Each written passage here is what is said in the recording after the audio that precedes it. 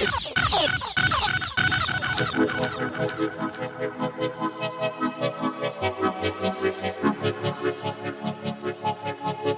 year of our Lord something. It's the 7th day of June, 2015, and this is the Radical Agnostic, episode 14. Guys, we have a great show today. Everyone's got a lot of energy. There's a lot of topics to talk about, mostly current events, but it's going to be great. Let's jump right in. Or I'm supposed to say the thing first. I'm John. Co-host is Mark. Stowaway guest, Brian Richter, everybody. Yay. That's it. And I am really excited about our guest today, my good friend Donald Taylor. Donald's a lot of things. He's a father. He's a veteran. He's a professional wrestler. He's a BJJ superstar. Yes, indeed. And so, Donald, thank you so much for coming on the show. Thanks for having me. Yes, sir. Yes, indeed. All right. We need, for continuity's sake, we had the Mad Max argument. Beef gave it a B. I gave it an A, which an A, by the way, from the entertainment snob. Yes, is a big deal. That's why I went in there with a pretty open mind, because you the snob gave it an A, and it's an action movie, and it's like all action. Yeah, all action. And but anyway, Brian Richter, you saw the movie. Yes. Who was right? Because this show's all about proving me right. So you already know John was right, man. Yeah. I probably would give it a better grade than an A. I might even give it an A+, because I might give it a plus on one scene alone. Well, but you know, if your rating system means anything, you have to reserve the A pluses for the greatest that means that films. This is the greatest film you've ever seen, or one of the times. Man, Fury Road really like the best movie you've ever seen. No, let me ask you this. Let me ask you this. It doesn't mean it's the best. Okay, so let me ask you this. Yeah. So I'm a teacher and I'm grading papers, and I only give one A+ my whole fucking career. That's ridiculous. No. That's not what I'm saying. No, if it earns it, it earns it. But do you think that Fury Road was better than The Road Warrior? I enjoyed it more. Really? Yeah, okay. I did. Like, I don't know if maybe it's because who I am now or the way they filmed it. Because the way they filmed it, the visuals, the cinematography, the way they made like a bleak, lifeless landscape so colorful. Yeah. Like those things appealed to me. The surrealism. When I left there, I thought, man, that was like a Salvador Dali painting on PCP. Because it was so violent. And there was a ton of action, but in the middle there was that scene where the girl, like the redhead, she rescues that war boy from his ideology and from himself, and like she frees him, man. And it's like a tender moment where there's like a love story woven in there, and that really pushed it a little bit for me.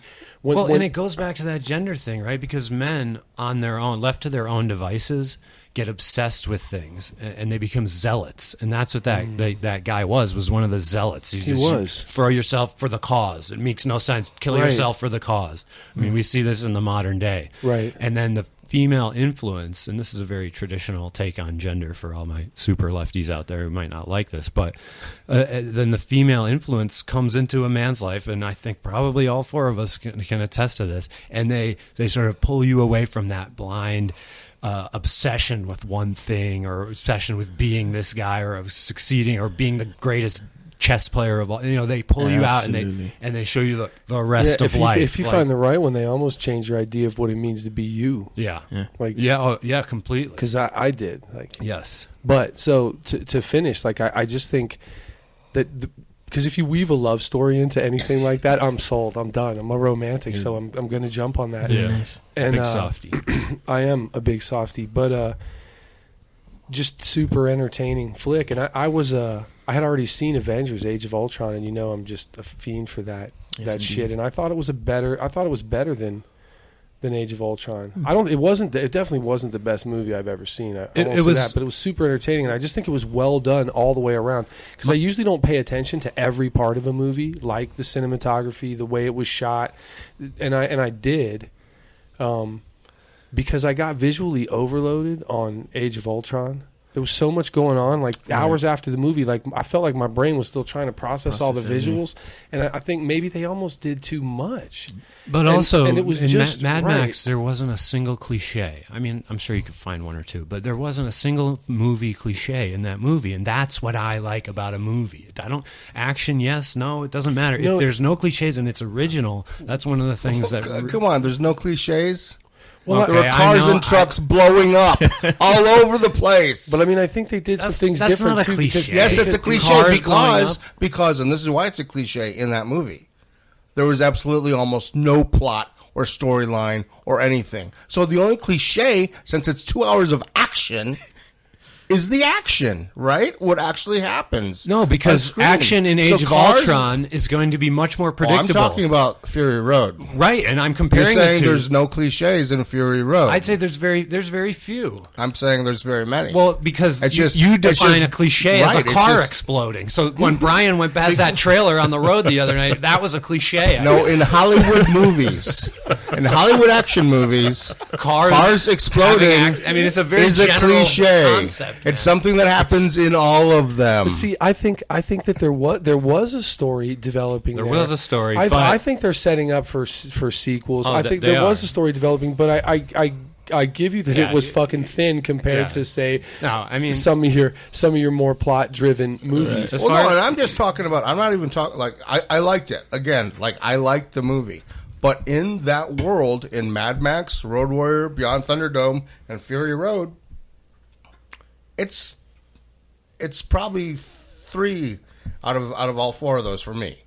I like Road Warrior first as the best movie of that franchise. Mad Max second.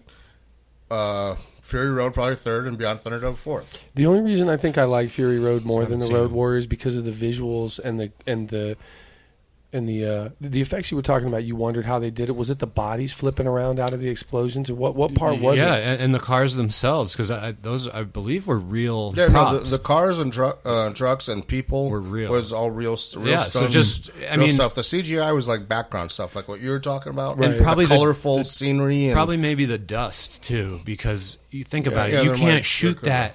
You can't shoot that and just hope to get the perfect amount of dust where the camera can still see what needs to be Right. seen. That was probably fake, and just the feeling of speed of the driving, that must have been completely exaggerated. I mean, those guys Right, must have been it probably driving was like a lot 10 slower. miles an hour Right. or something. But anyway, yeah, I mean, I wonder how they do that. How they get a camera in the back of a car looking backwards, and then all those, you start driving, and then people start flipping on these long stalks. That was awesome, man. Yeah. I love that. All It right, was all right, over too the much. top It's too much. Too plausible. much. No. We said 30 seconds. It's been 8 minutes. Told you it wouldn't I know. have been- Donald, did you see Mad Max? No, but now I want to see it. Yeah, yeah. It was fun, man. I guess you're right, Mark. There were cliches. Yeah, there were the apocalyptic thing. That whole thing has become almost a cliche. That's so. for sure. Dude, Donald, man, you were a professional wrestler. Yes, Let's indeed. hit that Let's hit hard right now. What was that, Let's dude? hit it. What was your handle again? What was your name? My name was Gangsta T. Was the T just for Taylor? Well, yeah, sort of, because of my family. They call me T, so Okay. I just brought it in. And since I was I was going to say the only black guy. I was maybe 1 of 3 or 4 black guys, so we're all like gangsters. Out of, like, what league was this? It was Dragons Den Wrestling, WWA. We used to wrestle out of this bar called We Went Wong's in a cage. In a cage. Yeah. So That was right down the street from my house. Right. Right. On 22nd, we went Wong's. yeah. Now, when I saw that awesome freaking movie, The Wrestler, with, what's his name? Mickey Rourke. Mickey Rourke. I love that movie. That was the first time I ever like saw the local wrestling, like the not at the the the $1 million guys. And Yeah. these guys were the local guys were way more violent. Like, Well, yeah, you kind of have to be if you want to get noticed. Yeah. Because I'm like 5'9", 9-ish. So I had to be like chairs, tables, just real ruthless because I was smaller than everybody else. did you go through? You're strong as hell, though. I mean, I know because we roll at jiu-jitsu. Thank you. Did you have to like go through classes to like learn how to get hit by a chair and all that shit? Yeah, like the guy that trained me kind of brought me in, and he was just showing me little things. And then he took me to this guy's house who wrestled, and he had a big ring in the back of his backyard. So they were showing me how to take a bump. We would take bumps off the top of the rope, just flipping and getting that, smacking the mat. All that kind of stuff, yeah. Like learning how to sell, like break fall. Yeah, all that kind of stuff. So it was pretty fun. Wow, man. So you did like events at this bar. Yeah, we did events at Wee Wong's. I've been to Mexico with the luchadors. That was really fun. Was that the biggest? Like, what was the biggest event? Like, how many people were the most that ever came to see you? In Mexico, that was really big. So I think they had maybe 2,000-3,000 people there. Wow, that was pretty big. And then we did one in California. That was really huge. They filled up the whole high school gymnasium over there. It was pretty cool. So yeah. So did you get like stage fright on those? The first time, yeah. But after that, that's why when I go to tournaments, I don't. Well, and is it like a routine? Like, do you guys have something worked out? Like, you know how it's going to go? Like, yeah, like we'll talk with each other and we're like, look, I like to do this. Like right before the match. Right. It was like, but there's not something like choreographed that y'all been working on all week or something? It depends. Like, if it's with the guys that we usually do shows with every week, we'll go ahead and work on something. We'll choreograph it. Right. But if it's a guy coming in and I've known him for a couple of days, I'll be like, hey, I like to do this. All right, well, we'll do this. Well, I like to take this bump. Okay, well, let's do that.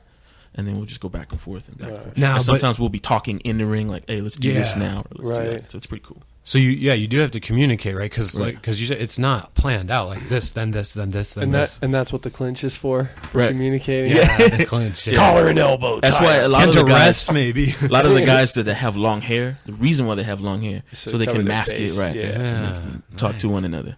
Insider information, man. And but. What about the winner of the match? Was that determined? Who would determine that? Yeah, that's predetermined in the back. He'll say, okay, well, they call it going over. So he's like, this guy's going to go over. Is it like the event, the guy that runs your league that makes that call, or the guy who's it's the guy venue? That's usually the owner of the league will make that call.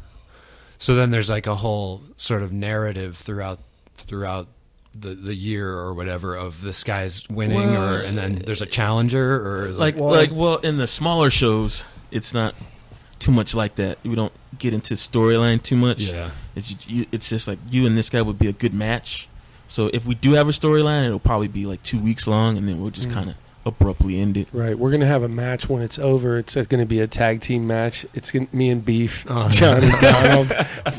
What's the venue? We're just moving the couch right there, dude. It's on like Donkey Kong. I used to love wrestling, man. Dude. I thought it was real. Like, I was convinced. Oh, man, well, it is real.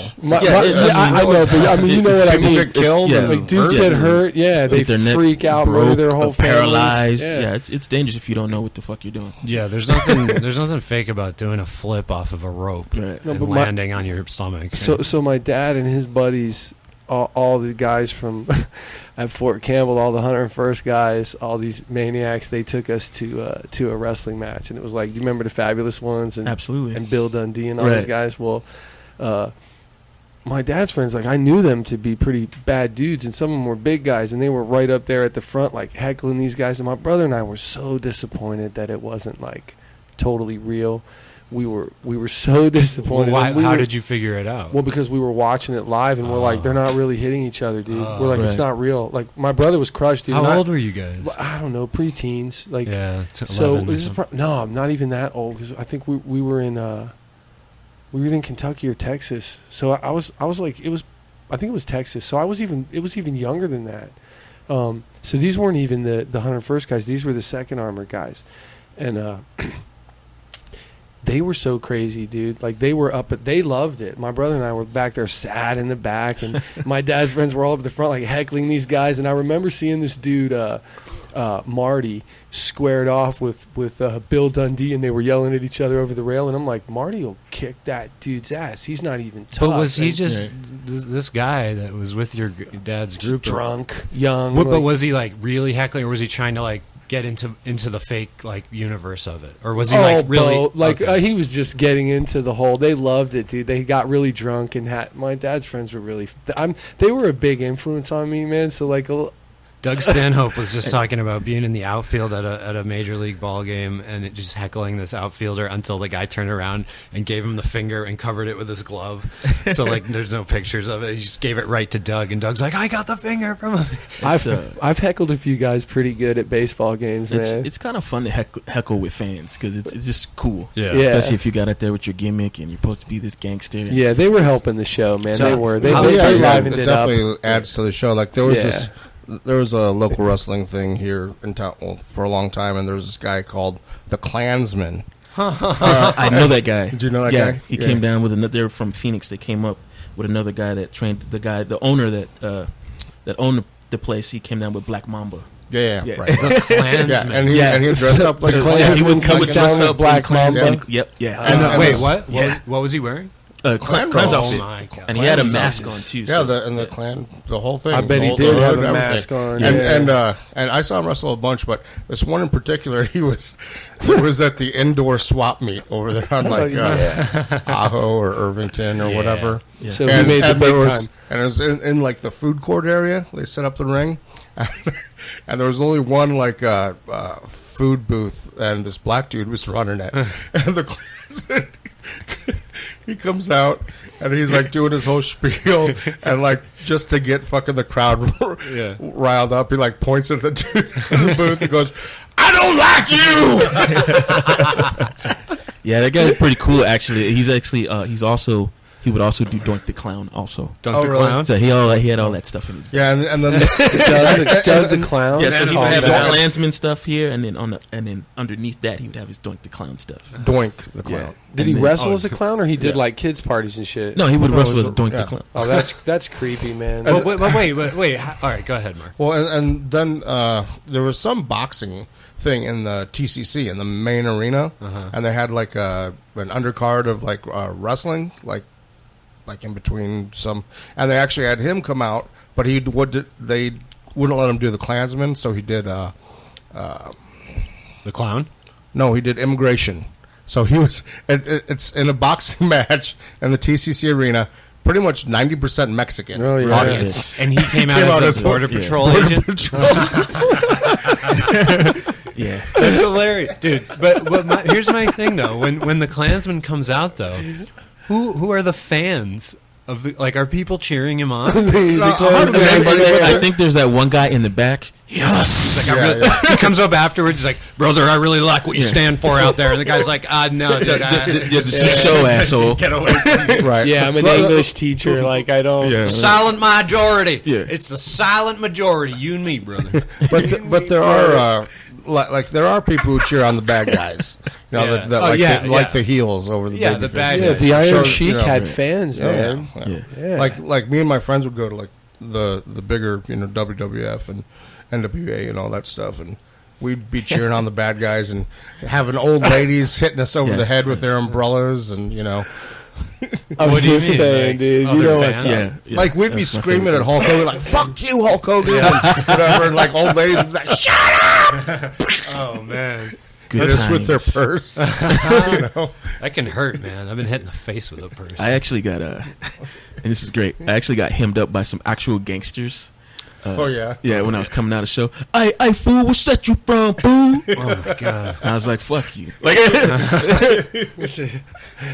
Oh, that's funny. Because It you was were great. Gangsta T. yeah, because I came on a Dickie suit and I had a Jason mask and I had a beanie and I came out to Ice Cube Wicked. Nice. Right. And so I just, I was throwing up fake gang signs. How long did you do You're it? like, dude, I'm going to my next venue. I wrestle Right. as fucking Yeah. Black Santa Claus. Like, really? Do you still believe? Do you still I'm believe, bro? going in Yeah. as Black Yeah. Ric Flair next week. Look, I'll tell you I what. really Let's don't give a not shit. fight today. Let's fight on Easter when I bring you your eggs. You know, Okay. that's what's kind of scary, though, is that section of the populace that doesn't know fiction from reality. Like, it's just a blurred line for them. Like, those gangster guys, like, you're at a wrestling, Oh, the wrestling thing. show. You know that the fighting isn't real, so none of it's And real, I didn't, right? I didn't Like, have a but lot then of they blue get- on or a lot of red on. I had Yeah. just black and white on with a gray Dickie suit. That was it. I threw up a there's- bunch of fake gang signs, and I Right. guess that touched some people. you hit a real one by accident. Yeah, I might have hit a combination by accident. How much would you make per show? Shit. The most I've ever made was $75. Nice. So you did it for the chicks. That and I just loved it, man. It was pretty cool. It was cool, but mostly for the chicks. I saw you.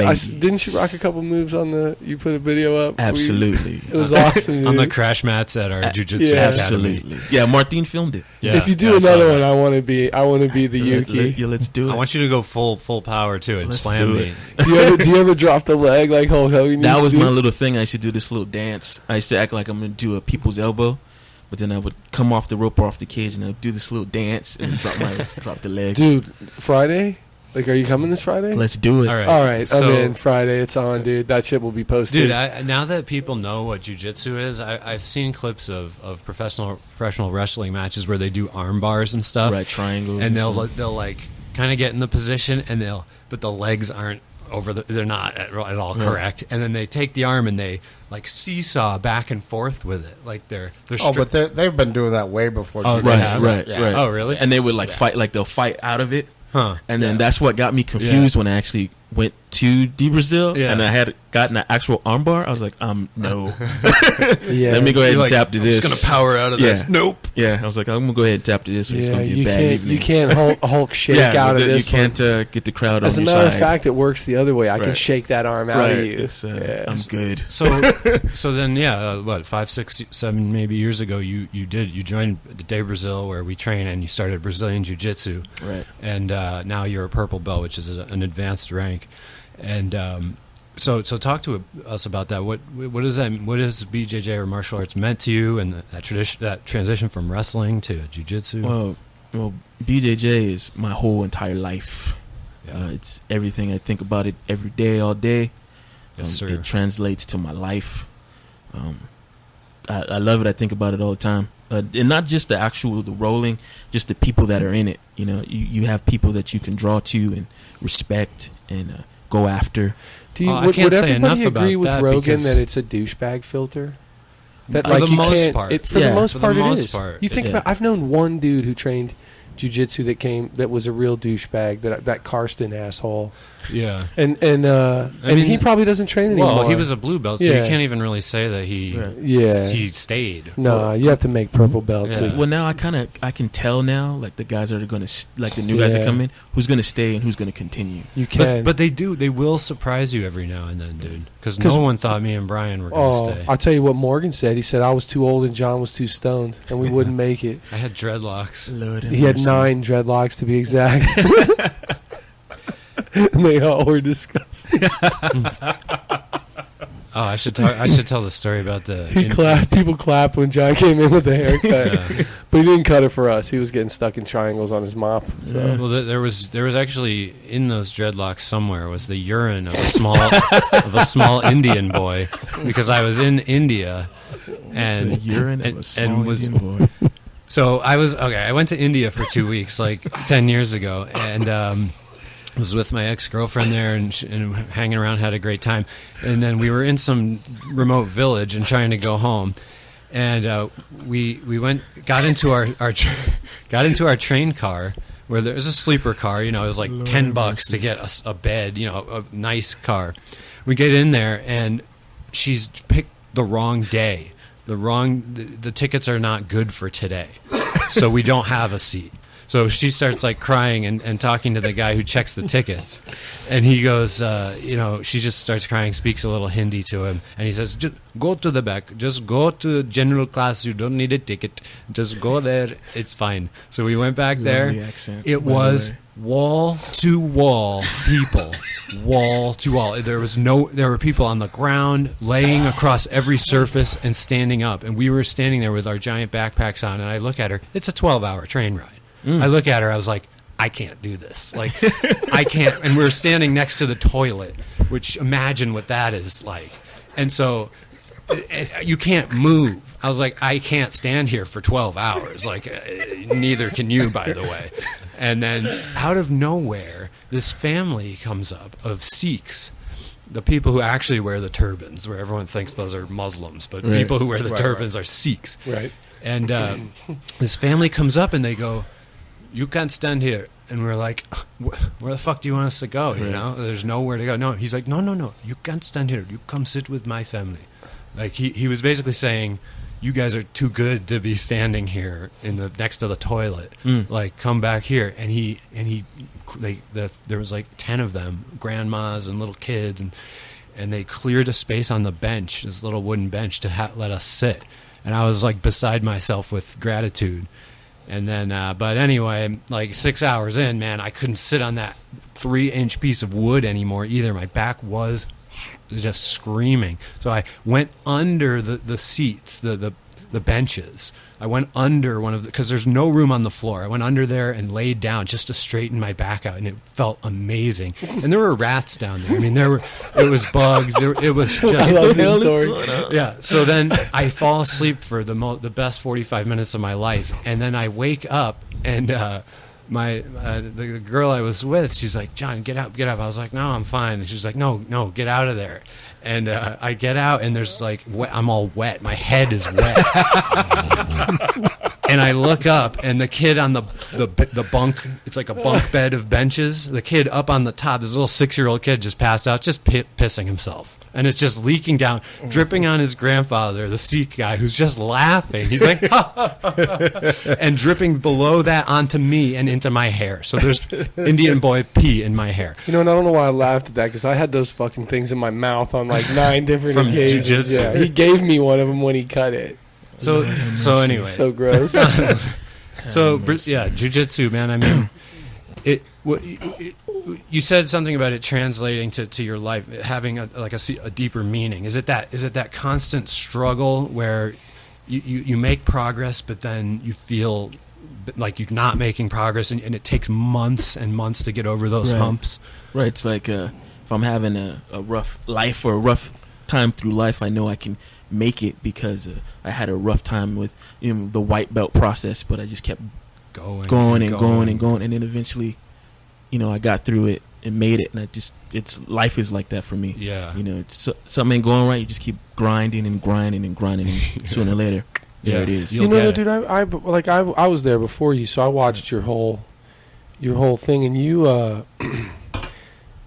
you showed less frustration than almost anybody. You kind of have a stone face. Like if we were rolling and I'm looking at your face, I have no idea how you think the match is going. I think I can tell what he thinks, but he's just such a polite and respectful person. He never does that thing where you slam the mat. Right. Like I've never seen you show the frustration, but I have definitely seen you go through the process, because I don't think anybody at this table would say that it came easy to us, like that we just. Oh, no way. No one anywhere. That you just jumped in there and you were like, oh, like BJ Penn, I got or Kalatera, I got a black belt in 3.5 years, and I'm tapping black belt to blue belt. So, like, I've watched you go through the grind, dude, and so you just like John knows, like you really earn it. Yeah.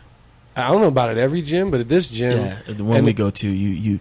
When especially when I got purple, like I there was no question that I should have been there. Like blue, I was kind of like, man, I don't know if I'm ready. But then once I started rolling, I was ready. When I got purple, I was like, yeah, yep, I'm supposed to be right here. Well, because it means you've arrived. Like you're part of the family. Like nobody can question when you tell a guy who knows jiu-jitsu, like I've got a purple belt. He knows if you're from a legit school that you've got skills that you'll be able to hold your own. So let's jump into some more, some less cheerful topics. Okay. Let's just hit the race issue. I don't know where we're going to go with this. I don't have a huge detailed outline about race, but Donald, you're black, and it's kind of weird and unfortunate. But when you have black people on the show, that's a thing, because we want to know what it's like from your side of the social spectrum. So, I mean, is there anything you want to say just on your own about race right up front, or explain to us something that isn't understood by the general culture about what it's like to be black or something like that? I wanted to kind of go through like the N-word or nigger or whatever. Yeah. And how come it's kind of socially acceptable for black people to say it, and why how I feel maybe white people shouldn't say it. Right. So what's your view on that? My view on it is just growing up, it's always been like between black people, it's always been like a term of endearment. Right. Like, what's up, nigga? Like, or, it's nothing, it hasn't been anything like derogatory or anything like that. Yeah. Until you get mad at somebody. Nigga. Yeah. But, well, it's a word of power, and it's a word of power that white people have generally used against black people. So then when you use it like that, you're taking it back. Right.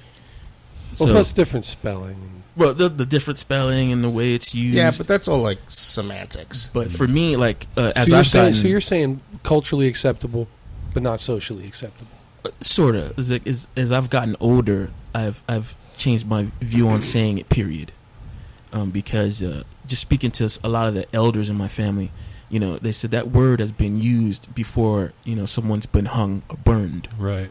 So it's like, okay, once you put it that way. There's a historical respect to the gravity of it. Right. So now, this show has generally been, especially from Mark, a defense of free speech as being one of the most fundamental things. So are you in favor of like criminalizing the use of hate speech or anything like that? Or what's your... I never really thought that deep about it, actually. Because I think some really left liberals would advocate for criminalizing hate speech. Then you have to repeal the First Amendment. Yeah. Right. It's definitely would be an exception. Because the only thing that I'm solid on about that whole argument is, and I think Beef said it is it's almost like that kind of speech is what the First Amendment is designed to protect. Well, and like it hate is. speech is what you don't need protection for grandma loves kittens. Well, isn't that what you said? Like you right, don't need right. that. Yeah, but I'd say horrible radical political speech is what it's meant to protect. No, I get what you're saying, right. but And when I say that, I don't mean that you like the hate speech, Yeah. or you have to respect the person using it or saying Right. it or anything like that. You can argue with them. You can tell them they're an ignorant piece of shit. You can do whatever you want, but you can't if you're gonna fucking lock people up in jail like for words. A lot of That's people locked like up. you're gonna fuck yeah, shit up way more than you are. You better by letting build some people more say, prisons. Right. But here's a nuance to that, okay? So let's just assume that saying those words is not illegal because it's not currently, and it shouldn't be. Let's just say it remains that way. But there's a crime committed against, say, Donald, and a few guys come up and white guys come up, rob him, beat him, and they call and they're him, using racial epithets. using the during racial one time. epithets. Then I and- think that makes it a hate crime. No, that's Okay, But so the question. hate Wait, is just hate. hold on. The question is, should they? Because hate crimes are now a category of crime in a lot of places, And they should be. In other words, it's a more severe charge Yeah. than Right, just aggravated assault on because it Donald. adds a connotation of premeditation, because of your ideology. Yeah, that's true. And so it is worse. Yeah. Okay. So that's your opinion. That's my The opinion, hate crime yeah. should It's be worse. prosecuted because of the use of those words. Proved it. Well, because there's an ideology behind those words. If I'm fucking Donald up because he's black, and I'm making that well known by what I'm saying. So by punishing I him got- harder for using that word, aren't you limiting free speech? Well, Because it's kind of like imprison or giving him a fine just for using the word. Well, no. Here's what I'll say. I'm not. If he would have just called Donald a name and walked on, it's a different thing. He's being prosecuted for the violence. Yeah. Right. But what he said while he was doing it lends a motive to it. It lends some background to it. Yeah, but And aggravated it- assault it- can have a motive. Say it's not a hate motive, Right. Why is the hate motive worthy of harsher punishment than some other motive? because I believe in love, John. Love And, saves the world. this is what Love I'll say saves the about world, that. man. Like I would agree with the premeditation. Mm-hmm. So if you want to catch somebody on a premeditation charge to make it more serious, More serious. I completely agree with that. And you can prove the premeditation by saying, well, they're calling this person these names before they attack them, blah, blah, whatever. But what if some white power guy goes up to a black, or a white power group goes up to a black guy, just starts beating the hell out of him, doesn't say a fucking word? Like, are you going to be like, oh, well, no, that wasn't a hate crime? No, I think 'Cause the they didn't lawyers. call him I think that. the lawyers could just like using the N-word as evidence, they could use other things as evidence that this was a hate crime. And then So the question, let's boil it down, right? Just to should hate crimes be a category of crime that can add severity to other charges? I don't think so, because what you're doing then is you're making people's thoughts illegal. Yeah, making people what people think, and you're legislating a morality. Crime. Well, yeah, right. Well, I thought Beef would answer that there's already a law against what they did. Yeah, no, and that's the thing is I don't know anybody who goes and beats someone up because they love them. Right. I don't know anybody who murders someone because they love them. Right. I mean, occasionally, those domestic disputes, I guess. Yeah. But do you think there's a historical connotation to it, though? Like, we almost have a responsibility to move forward and to be better because of certain things. I'm very amenable to that idea. That's a very liberal idea to say that we have to repair the damage of the past actively with government. Well, by not whereas the right will say by not revisiting it is all I'm saying. Until it becomes common sense. I mean, yeah, but also through things like affirmative action and stuff like that, which is also very debatable. But my problem with the word thing in general is, it seems to me that people want to make a word like, okay, you can't say this word. Well, what happens isn't that word goes away or people stop using it. No, they might stop taboo, using that word, but then they'll use some other word to mean the same thing. Yeah, there's there's they still have the hate in their heart. Yeah, there's worse things than the N-word. What was the Spike Lee, the Do the Right Thing, where they had that big back and forth? Yeah, back and forth. So if you get rid of nigger, then they'll just start calling it spooks. And there's other, and you get rid of that one, and then they'll just call it coon. Right. So all right, but Donald, what's your opinion? Should hate crimes be a more serious, a way to add severity to the crime and make the punishment worse? I think so. Yeah. All right. I don't know where I stand. When you changed, you said your opinion of it changed. Talking to the elders, did people say something to you about it before? Was that since you started jiu-jitsu? Was it since you started? No, it actually is since my son was born. Cause so how old is he? 7. So about the same time as you started jiu-jitsu, right? Because September will be 7 years in jiu-jitsu. Donald, I don't know. Tell me if I'm just an idiot on this, but I feel like if I was black right now, this whole Bill Cosby thing would be so disappointing to me. Like, because he was such a pillar. Like, I don't know if you ever looked up to Bill Cosby or gave a damn about him at all, but I'm just assuming that he was this huge leading figure for American black people. For me, he was until he started like talking down to the other people. Comedians. After that, I was just like, fuck him. Because you're gonna be up there, you got all this money, and you're gonna talk shit about how I'm doing it instead of. He told Eddie Murphy to stop using swear words in his stand-up. It's like, whatever. So now you're going through this trouble, and now you want to lean back on the black community, and I'm telling you, fuck you. You can stay out there and do what you do. It's almost like O.J. Simpson. He has been black since he won the Heisman, but when he got into that trouble, and he's like, hey, brother man, fuck you.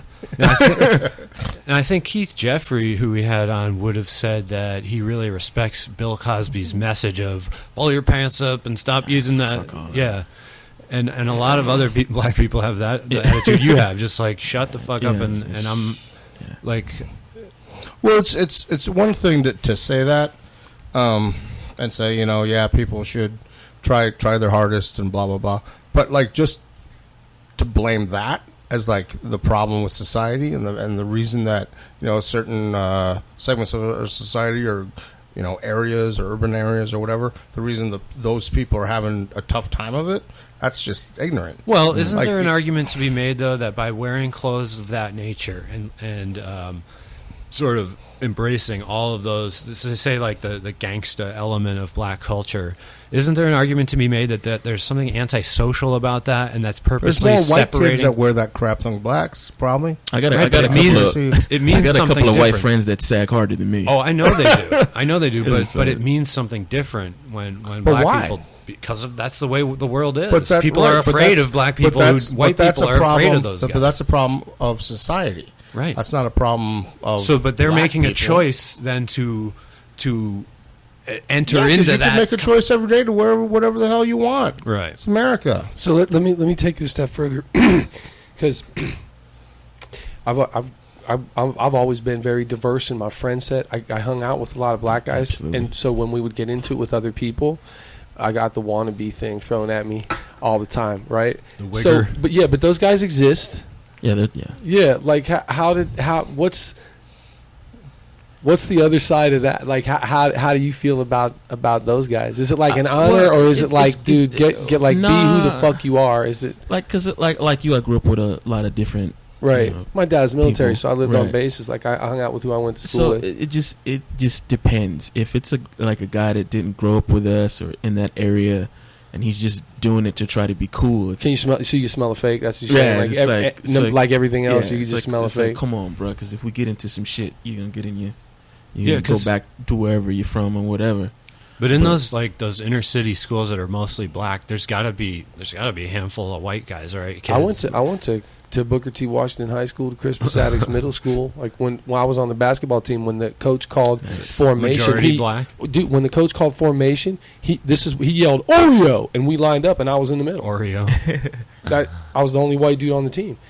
It never occurred to me like. One of my white friends later on was like, "That was racist." I'm like, I never even thought of it that way. Like, man, we used to laugh about it. There's two sides to this whole thing. I mean, on the maybe this is the two sides of white people's views about race. But there's the liberal side, which says, look, this is economic. What black people are going through is economic, socioeconomic hardship.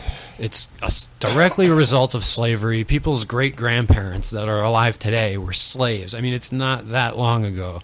And then you had Jim Crow, and then you had the segregation in the South. And it was only 1964 when the Civil Rights Act ended that. And then you know, it's not like things fixed overnight from that either. So. Right. Liberals say, look, the government has to play a role in helping to correct the mistakes of the past. We have to actively end like housing discrimination in cities and all these different policies that keep black people segregated effectively. And then on the right, you have conservatives that say, look, yes, black people went through horrible things, and it has resulted in a in higher crime rates today among the black community and everything like that. But there's nothing we can do about it. That was the past. Now you have to embrace, you know, character and values, and the families have to stay together. And the black people, like Bill O'Reilly, basically is pointing at you and saying, you need to fix this. It's up to you, and that's the only way we can move on from here. Because welfare, they argue, it makes you dependent, like a drug, and it doesn't help you to elevate, and so government policies against racism don't work at all, and they just make it worse. That's what the right says. I always feel like they always try to do that, like, oh, it's not our fault, let's just move on. Hey, I don't want to help you. If I could. Right, like how easy is it for a white guy to say, man, that was bad, but let's move on. Yeah, I can't do anything about it. It wasn't me. So go ahead, man. It's up to you now. I've been thinking about this a lot lately. Since we had Keith on, and since you talk so much about socioeconomics and things like that, and I think we have to change the way we think about welfare. I don't think, because that will make a difference. Welfare shouldn't be a handout. It should be assistance wrapped in some type of opportunity. So if people are below the poverty line and they don't have education or they don't have some type of job skill, then we assist them while we provide them with some type of training, like more things like Job Corps, because there's money out there. These corporations aren't paying taxes, and if they paid their fair share of taxes, it could fund programs like that, where people get job training. If they gave companies incentives to keep their business here, and when I say incentives, I think we should stick it back to these fuckers. I think there should be massive tariffs on your product if you want to take your business overseas and pay third world countries shit wages to make your stuff and then bring it back here and sell it for massive profit. Then we should tax the fuck out of it, so that you have incentive to bring it back here and give Americans jobs. Because when you tell black people in Flint, Michigan, to pull yourself up by your bootstraps and get a job, there's people that have to ride buses 4 hours to go somewhere where they can be hired to get back home, and that is a fucking unreasonable expectation. Right. So you can't just take all the means to success away, because not everybody's going to get a fucking desk job. Not everybody's going to get that. You're going to love Bernie Sanders. Dude. I already do love That's very Bernie Sanders. socialist ideas to take from the top and to use it to fund programs but I'm for the not poor. saying take from the top. Just saying pay your fucking taxes. There shouldn't be companies like GE making $20 billion and paying nothing. Conservatives argue that it's just it's going to be a disincentive for them to operate in this country, and the whole business is going to move itself to another country. That's what they will say. Well, then fuck them. Another American can start a business and take their place, and there's your free market, laissez-passe, laissez-faire, motherfucker. Don't let the door hit you in the ass. I like that. But if you're not part of the problem, then, or you're the solution, you're part of the problem. And if we're trying to build a strong country, then if it took a village to raise a child, then then raise the fucking child. Very interesting. How is it possible that we're 45 minutes in right now? The problem is that it's just we're fucking Mad Max thing. We're just starting. Through The everything supposed government programs that are being set up by the liberal to help out, anyone who's impoverished, or the black people, or whatever you want to open it up to, they don't really do what they're supposed to do. Like you set up urban housing, and there are these fucking projects that are crap, and people have to live there, and it's almost more like they're forced housing. Like, but aren't okay, we're giving this to you in this area, but is it just a flawed? You can live there if you want to live there. Isn't that just a flawed implementation? Aren't there is. European countries with extremely low poverty and homelessness that are because it's supposed to be government countries? It's supposed to be a fluid system where people move in, and then opportunity appears or presents itself, and they move forward, and then you move that next layer of the needy in. Instead, you segregate that project and fucking keep them there, and you put it in a place where there's no healthy food around. Right, too. and that's what I'm saying. Like, even the liberal politician who you talk to, most of them are like, "Well, I don't want them living in my neighborhood." Because let's just talk about the term ghetto for 1 second, okay? Yeah. The ghetto is originally a Jewish thing. Yeah. The first ones appeared in Vienna, and they were actually for the Jews' protection. They kept that shit locked from the inside. Right. Yeah. But then the Nazis did it again to great effect, where they walled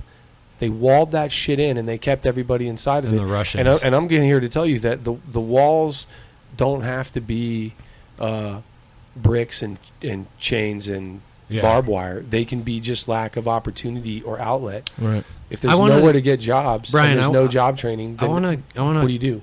I want to hit you up right now with something.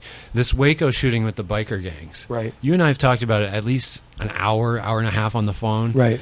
And I still don't really get where, like, I don't think you're wrong about anything that you've said. There's something going on here, and like, never in a million years would I think that you're racist, or you're probably less racist than me in practice. But there seems to be like a racial element or something else that I'm not getting that's accompanying your anger over this issue, and particularly I think the way the media is reporting it.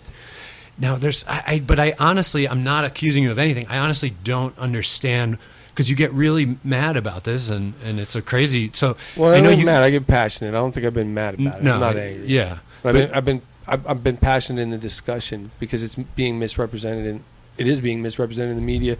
I was. Here's the thing, though. We're talking about the biker shootout in Waco. I just want to say this to clarify my position too. I was passionate about how I felt the Baltimore thing was covered too. Right. That they only covered the rioters and they didn't cover all the peaceful protesters. But I think my passion for that got lost because it went along with everybody else's passion. Yeah. So I was just part of the wave. Yeah. I'm also passionate about the way this is being covered because it's the same kind of bullshit, but nobody fucking cares. It doesn't matter. Well, let me ask you. Let me make one more point, and then I'll hand this back to you. Let's say this wasn't a bunch of white dudes. Let's say it was a coalition of some type of black clubs. Right. Okay, and an altercation happened, and 9 guys were shot. Right. And the police department was involved in the shooting of those 9 guys, and all 9 of them were black guys. And the police were asking to withhold all information, how many shots were fired, how many police actually discharged their weapons. They didn't want to give any details about the shooting. Do you think it would be getting more media attention than this is? Probably. Probably, or for fucking A, sure. Well, this is getting a lot of. This is getting it is, good but coverage. it's not like I'm not seeing it all over the place. Right, I'll tell you what, there's just from my circle of friends. Because there's no biker coalition in America that gets angry about bikers being mistreated by police. You know, Right. so I don't think it's Right, seriously why is that common of a problem anyway. Everyone's talking about how the cops are out of control and killing people Yeah. and just shooting randomly and just out of control. yeah. But then when it comes to this issue, oh no, the cops, they're the good guys. The cops are the good people in this Yeah, situation. that's never been questioned in this situation, and I just don't understand why they're not like. It's There's being so much. questioned on the right. Yeah, and now stuff. it is. Yeah. Well, no, but I don't even think the right's questioning it. I don't No, think the right's anybody not cares questioning at all. it. The rights love the kinda- cops. You think they're going to question it? I No. kind of noticed that too. Like in the beginning, it was Yeah, like, cops were getting out of hand, and then as soon as the Michael Brown thing happened, it was white cop, black kid, and then they switched it to all those issues. When before you can. On the news, they had cop beats down or kills homeless guy. Yeah. and just all that stuff was going on. And then as soon as the Michael Brown thing happened, they just kind of switched the narrative. So for police brutality, then Donald, what is your? I mean, the cops kill more white people than black people, but they There's kill, so many more of us statistically, though. Right. They kill disproportionately more black people by 3 or 4 times in terms of their proportion of the population and how many of them get killed by police. So, you know, I know I get emotional when I watch these videos, and I'm not black. So what's it like for you? I get thoroughly pissed off because they've been doing that for decades and getting away with the shit. So longer than decades. Right? Yeah. Well, it just we're over a century. right. So centuries. is that an whatever. answer to your question, But- Brian? That the reason that would get more coverage if it was 9 black dudes is because it's connected to this huge I get- line of racism No. and slavery. No, I get it. It does make sense to me. But when we talk about this, we're talking about it in the context of the way we think about things on this show, in the radical agnostic context, which is transparency, fairness, fucking equality, no dogma, no bias, no ideology. And when you get me thinking like that, I just feel like it should be universal and like true equality, universal. I'm a little bit of an idealist. Well, and but like Donald was saying, I get that, but if I'm standing here and what you told me, this is the concept of this, we're going to try to look at things with an objective perspective. And when I look at it with an objective perspective, I'm like, Yeah, but this is not being covered properly, and it's not. It's just more cover up and more of the same bullshit. But an objective perspective doesn't necessarily mean not looking at the context of things. I think I am looking at the context really carefully. I'm judging the whole thing by its context. What I mean is that if it had been 9 black dudes shot, the context would have been within a history of racism. So I don't think, as a radical agnostic, you have to ignore that if that's not a part of it. No, I'm not but ignoring so it, what and I'm you're not saying saying is that the that controversy if it was would be 9 black unjust, guys, but you there's could no understand controversy white here people almost. would talk about it, but since it was 9 white guys, you don't understand. You can dismiss it. And I'm taking race out of it. 9 people are dead, No, and the police don't want to release any fucking details about how it happened. It's crazy. I mean that's what I'm talking about. I don't. Let's take black or white aside, because I think, like I said, a lot of those Bandidos guys aren't white guys. I'm not. I know probably all those Cossacks are. Most of them are, Right. from what we read. Well, are I white. actually read they said a huge Hispanic base, and Yeah, base I take to Bandidos. mean like. Someone else said 90% white, right? Yeah, I never corroborated that. I read every article they put up, and it never said that Well, anywhere also in any white- of those articles. White includes Hispanic. That's true. That's So- true. Oh yeah, they do. You know, it depends on who you want to talk to. Yeah. But- Sometimes they include But it, I'm sometimes they I'm don't. taking race completely out of it. I don't care who it was. If 9 Right. guys are dead and police discharge their weapons, and you're like, no, we don't want to release any video. We don't Yeah. want to tell you who shot their weapons. We don't want to tell you how many shots were fired. That shit's unacceptable because you're public servants. We want the freaking truth in this case. And Because can you imagine, like, say me and you get in an incident, bro, and somebody gets killed at the hospital while we're working, and and TMC's answer would have been, we don't want to release anything. We're not going to show you the tapes We're of the protecting unit, the and employees. we're not going to We're not gonna let give you you. their- We're not their going to tell you names. which employees were involved Yeah. or what. Like that shit would not Hell fly. no. And you have, it says on the side, I respect the police immensely. I fucking, without you guys, I've said it many times on the show, you think we don't need these guys? Try it without them. Right. And I know a lot of them who are very good guys, but it says to serve and protect on the side of your car. And you're a public servant just like we were when we worked at the hospital, so you're held to a fucking high standard, and it should be that way. Do you, Brian, feel, and a lot of reasonable people feel this, that as PC culture and liberal views continue to proliferate, that there is some kind of that white people or white men are suffering a kind of prejudice against them in culture. Because this is what I assumed that your passion for this issue sort of came from. Because I know you're not racist, not a bone in your body. No. But I think you also feel, as I have at times, and as many white people and mostly conservatives have had, they feel that there's almost I guess they would call it reverse racism or whatever. So I think you feel that, right? Well, there's a few things that I will probably never fully accept in my life, and double-edged swords, fucking bullies, and prejudice. And prejudice, yeah. Double-edged swords, bullies, fucking prejudice, political correctness. Yeah. I just they're things I'm never gonna accept, and I just we can't say one thing and do another. Right. So, all right, let's jump right. That's a good segue because we want to talk about Bruce Jenner / Caitlyn Jenner and PC culture, because those topics are connected. Cool. So, Donald, let's get you first. What was your reaction about all this media coverage this week? I thought it was a little much. Yeah. I kind of got a little beef with the media and CNN, how they cover stuff. It's almost like they're covering what's trendy and not the actual fucking news. Yep. I'm going to go off point a little bit. I remember I was watching something about ISIS, and they had just cut off these people's heads, and they were talking about they were here and there. And all of a sudden, breaking news, Justin Bieber just got arrested. I don't give a fuck about Justin Bieber. The fuck? And it just kind of... It doesn't make me mad. It's just kind of like, damn, really? Yeah. Like, this is the news now. We got a guy that turned into a female, and it's kind of his show's coming out. It's kind of leading up to his reality show coming out. Yep. And now all of a sudden he's getting this award for being a hero, and I just don't think he's a hero. I think maybe he's courageous because he did something he was thinking about. And Can open you up to ridicule and stuff. But the hero thing, is he a hero to other people like him, even though they're a tiny minority of people? Is he a hero to them for expressing honestly how he feels? Or, I mean, I don't know the answer to that. I mean, most liberals assume yes. I mean, you'd have to ask anybody else if he's a hero to them. That's all individual. We had a pretty cool discussion about this the other day, and our buddy Brian Barrett came in and kind of straightened it out for me. So thanks, Brian. I said it on Facebook, and I always need help seeing the whole picture. So what Brian kind of said is, yeah, he's not my hero, she's not my hero, but probably somebody's. I don't think there's anything more subjective than who your heroes are. Right.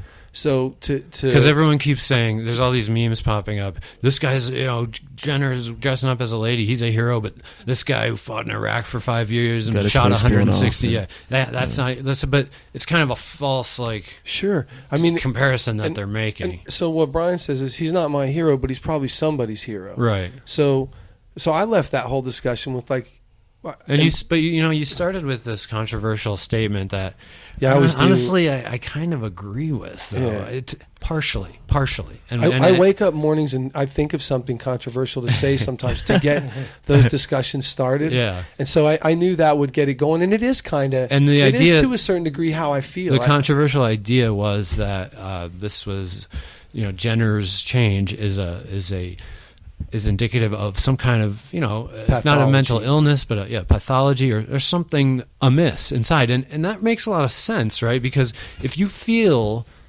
bad in your body, I mean, that's a very basically defined pathology or mental disturbance, right? So women who and men who have body dysmorphic disorder, they say, I want to be really skinny. And we don't say, well, congratulations for having the bravery of accepting who you are and getting super skinny. We say that's unhealthy, but of course that is physically unhealthy, and transgender hormone therapy isn't necessarily physically unhealthy. So there is a difference there. Well, but it all depends on, or it all can also be contributed to or attributed to society and how society makes someone feel about themselves. know what I mean? Like, maybe you're born and you do feel like a woman in a man's body. And society says, you're a fucking freak. Right. You're a weirdo. No, first off, Right. you should prefer to be a man than a woman, because women, you know, blah, blah, blah, whatever. Yeah, and have the you were born patriarchy with, yeah, okay. and stuff. And then you're going to go, oh, well, you know, so if that is contributing to how you feel and feeling bad about yourself, then I can't see it completely being a pathology that's like just somehow in your head. So you're just saying this could be just a natural thing, and society makes it bad or weird for them to express their feelings. So Sure. it's a cultural problem, Right. Okay, I mean the same thing, and there have been cases, and you talk to little girls or little boys that are black, and they'll like choose the white doll over the black doll, and be like, I wish I had lighter skin, or right. like I can say that they have a pathology, they have a mental illness, Well, or is that because of society? What society kind of forces on them and tells them. Wait, no, but aren't you then? Aren't you? Wouldn't the analogy be weird though? Because aren't you defending the normalness of that kid wanting to be white? But it's just culture. Like, I guess I'm taking it a different way. The kid wants to be white, the black kid that you're talking about, because of what society has told them. But then the gender thing. But what about Bruce Jenner? Was his desire to be a woman a result of cultural pressures? That's where that's where I'm making your analogy different. The black kid is like Bruce Jenner, and wanting to be white is like Caitlyn Jenner wanting to be a woman. The kid is born black, right? Right, and then society pressures. They want to. How do be you know something though? Other than maybe he just wants to be white. Maybe they do just want to be white. Michael I Jackson. don't know. Yeah, He had vitiligo. Yeah, but I'm not. That's not passing but water with me. that's not something I just can not gonna judge. do it. I can't judge. But you that, don't have it on your what's face. in someone's head. But why would you make for me to yourself- say? All right, hold on. Two conversations. Oh, I'm sorry. Okay, I'm sorry. go ahead. Finish up. But for me to say that the reason they feel that way is a mental illness, I can't say that either. Right. You know what I mean? And if anyone's going to say, But you would it's say a that, mental illness, but I body think they're- dysmorphic disorder, you probably would agree is a mental disorder, right?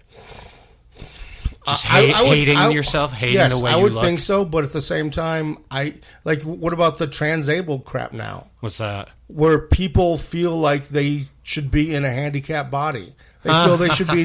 There's a guy who's going around in a wheelchair now because he thinks that he should have been born disabled. Here's my question. I'm gonna go take this somewhere. And well, just let me say one more thing. And this was an argument I got with a friend a long time ago. So these two parents, they're both deaf. They have a deaf daughter. The surgery comes about with cochlear ear implants, where you can get them and then you can actually hear. So they're talking about, the doctors were talking about putting these in this girl, and the parents did not want it at all. They're like, no, we do not want her to be able to hear. We want her to be like us. We want her to be in our culture. You know. So I mean, what about that? I don't know. That's a difficult thing. Yeah. I mean, keep the government probably out of it, but then a lot of people would say that's abuse. It's child abuse to not let her hear, because it clearly would improve. Can you say that? Would it clearly improve the quality of her life? I don't know. I don't know. That's a good thing that you brought up there. How could music not improve the quality of your life? Yeah, but being not close to your parents is a pretty hard thing, right? Is that what do you think your parents would have based that on? If you could hear and they couldn't, they wouldn't love you These anymore? ones, They yeah. wouldn't be close? Well, they would It's still very- love her, I'm assuming, I think but it would remove her from their culture a little bit. I think it's very selfish, honestly, and I would have involved the kid in that decision a whole lot. Yeah, but kids don't know anything. What's the point of asking them? Yeah. You think John at 8, 10 years old, you didn't know if you wanted to hear or not? No, especially if I'd never heard before. But you've always heard. We heard that story about choice at 8 years old last week, and you don't think maybe those different circumstances would... What story? You don't remember the story you heard last week after the show?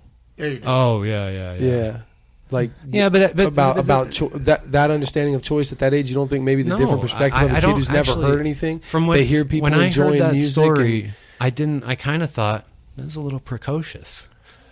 I didn't think that this was a future like political activist. No. All right. Anyway, no one knows what we're talking about. So, here's the thing that I don't understand about. We can get a trans person on here someday. There's not many of them out there, but the whole idea is that I'm a guy with a penis and I'm a man, but so what they say is I identify as a woman, or I feel like I should be a woman.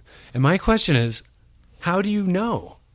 How do you know which gender you feel like? So, because then I ask myself, do I identify as a man? I mean, certainly in public and the way my name and how I have people address me, I identify as a man, but do I know what it feels like to be a man?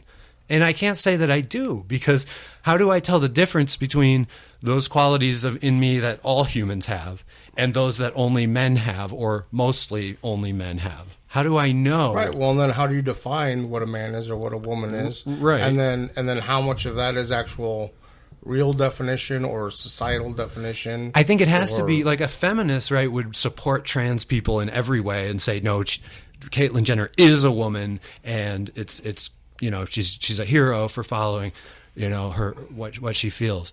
But wouldn't I think there's a contradiction there, because isn't Bruce Jenner identifying with a cultural ideal of what a woman is? Right. Because he doesn't know what it is to be a woman, or none of us know what it is to be a man or what it is to be a woman. So and that's what I'm saying is feminism, like, it's supposed to be like, well, if a girl wants to play with a fire truck and wear blue clothes and blah, blah, blah, they should be able to do that. And then, but he's identifying with saying, no, that's what a man does. Right. Male children play with fire trucks. But he's identifying as a very stereotypical version of a woman. Long hair, big tits, skinny waist. He's doing all the very things that feminists don't, Right, don't want to be as the ideal woman. Right.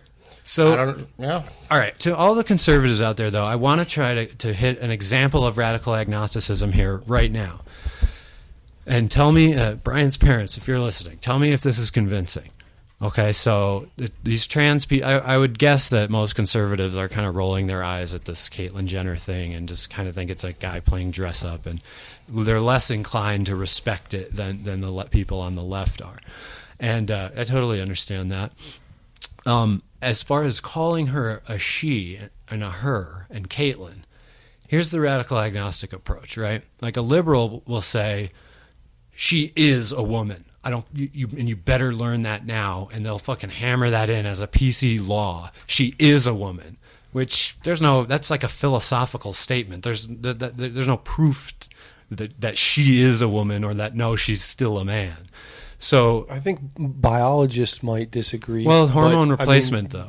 Okay, but I mean, there is a difference, though. If the hormones are replaced and everything, then biologically, then you're a fucking woman. Right. Well, but there is no line. It's like conception. It's like the abortion thing. There is no moment where it turns to life. We can determine, like, I know that my dog Gracie is a female and that my dog Reggie is a male. I mean, there are ways to determine sex. Yeah, I know, but if they were transitioning over, what would be the moment that it became the other? Well, and you know sex? that in psych, like I've been there in that process. Mm-hmm. I've seen it many times during the transition, and it was always a touchy subject. You didn't know, as a facility, a hospital, when you have a transgender person come in, who do you put them in a room with? Right. Do you put that person in a room with a female? Do you put that person in a room with a male? Either way, you kind of open yourself up to some liability as a facility. So again, and this is maybe a social comment, but they get segregated again because they're going to get their own room. Yeah, Right. But now there's like the locker room thing. But anyway, my point was, I know where you're going. The radical agnostic approach to this is that it's not the liberal side that says she is a woman and you better say that or you're horrible, and it's not the conservative side which says no, he's got a dick, it's a man, I don't care what he dresses up as, which is also dubious because of the hormone replacement. There actually are biological female features that are going to start to emerge in this person, and they might get the dick chopped off. Right. So it's neither one of those. What it is, Brian, what would you do if I asked you, just like my uncle did, to start calling me Jack? My name is John, but I want people to start calling me Jack. What would you do? Probably make fun of me for a couple days and then call me Jack. Well, you would call me Jack. I would call you Jack. If I asked you, I'm going to make fun of you anyway, John. Yeah. If you're my friend, I'm going to make fun of you. Transgender's not going to get you off the hook either. Right, I'm still Donald? gonna make fun of what you. would you call me if I sincerely and seriously asked you, hey, I want to go by Jack now?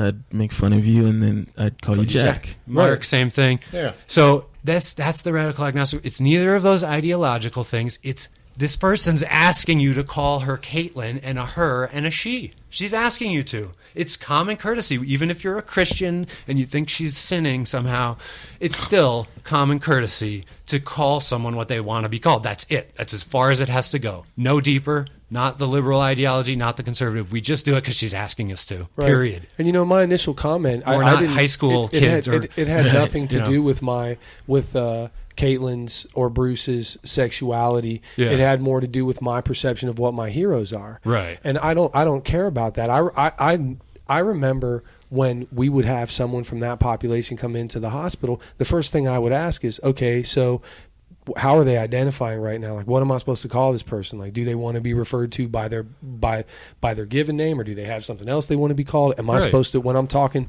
about this person, what pronoun do I use? Right. Like, I want to show them respect. You just ask them if it's not too weird. But I didn't know the terminology. Like, my cousin's like, you're doing this and that. And I'm like, no, man, you're confusing maliciousness with ignorance. Like, I don't know a lot of transgendered people. Yeah. And I can tell you from what I do know, it may not be a mental health issue or a pathology that's making them want to change sexes, but holy shit, did everybody I know that was going through that have a whole lot of mental health issues. Because imagine this, okay? Just take chemistry out of it and say we're not talking about psychosis or schizophrenia or any of those disorders, okay? Imagine if you have a man's body and this feeling that you say they describe it as this, but you can't. Like, how do you know that? Right. But there's a lot of feelings that it's very hard to put words to, so you put them in a box because there's no other way to. Yeah. Well, words you want long limited. Hair. Right. You want to wear pretty dresses. Right. You want to have tits. So words are limited, so we have to put that in this weird box. I'm a woman trapped in a man's body. Because that's true. How do you describe that feeling with any other words? Right. So imagine you go through your whole life like this.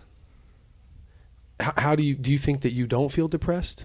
Do you think that you don't have anxiety in social situations? Do you think that there's not? So you're saying mental health problems can emerge because of the How fucking bad would that be to just hate who you are at your core every day, or being gay? That's the same thing with being gay, right? A lot of people don't come out; they hate it, they don't want to be gay. Well, that I think though has a lot more to do with what Mark is saying about society's pressures, where they hate it because of what they've been told and what's been said to them, and that's even more fucked up. Yeah. But I think to have an issue at your core with like, this is how I'm built, but this is not how I feel, and I'm uncomfortable all the time. Imagine what that would feel like your whole entire fucking life. Look, for a long time, people have been saying that homosexuality itself is a pathology. It was in the DSM till the 1970s as a mental illness. Now, the views on that have changed a lot, but people still speculate on the question of whether homosexuality is sometimes caused by childhood trauma. And in an infinite universe with infinite possibilities.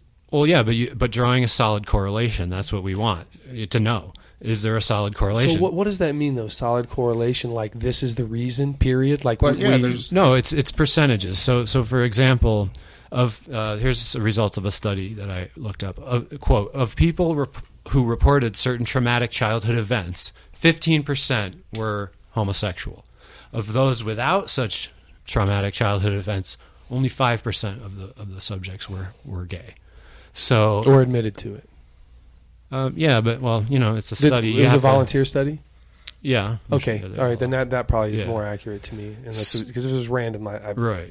So that suggests, continuing the quote, that such traumatic experience, tripled the chance of later professing homosexual or bisexual inclinations. Now, guys, I gotta.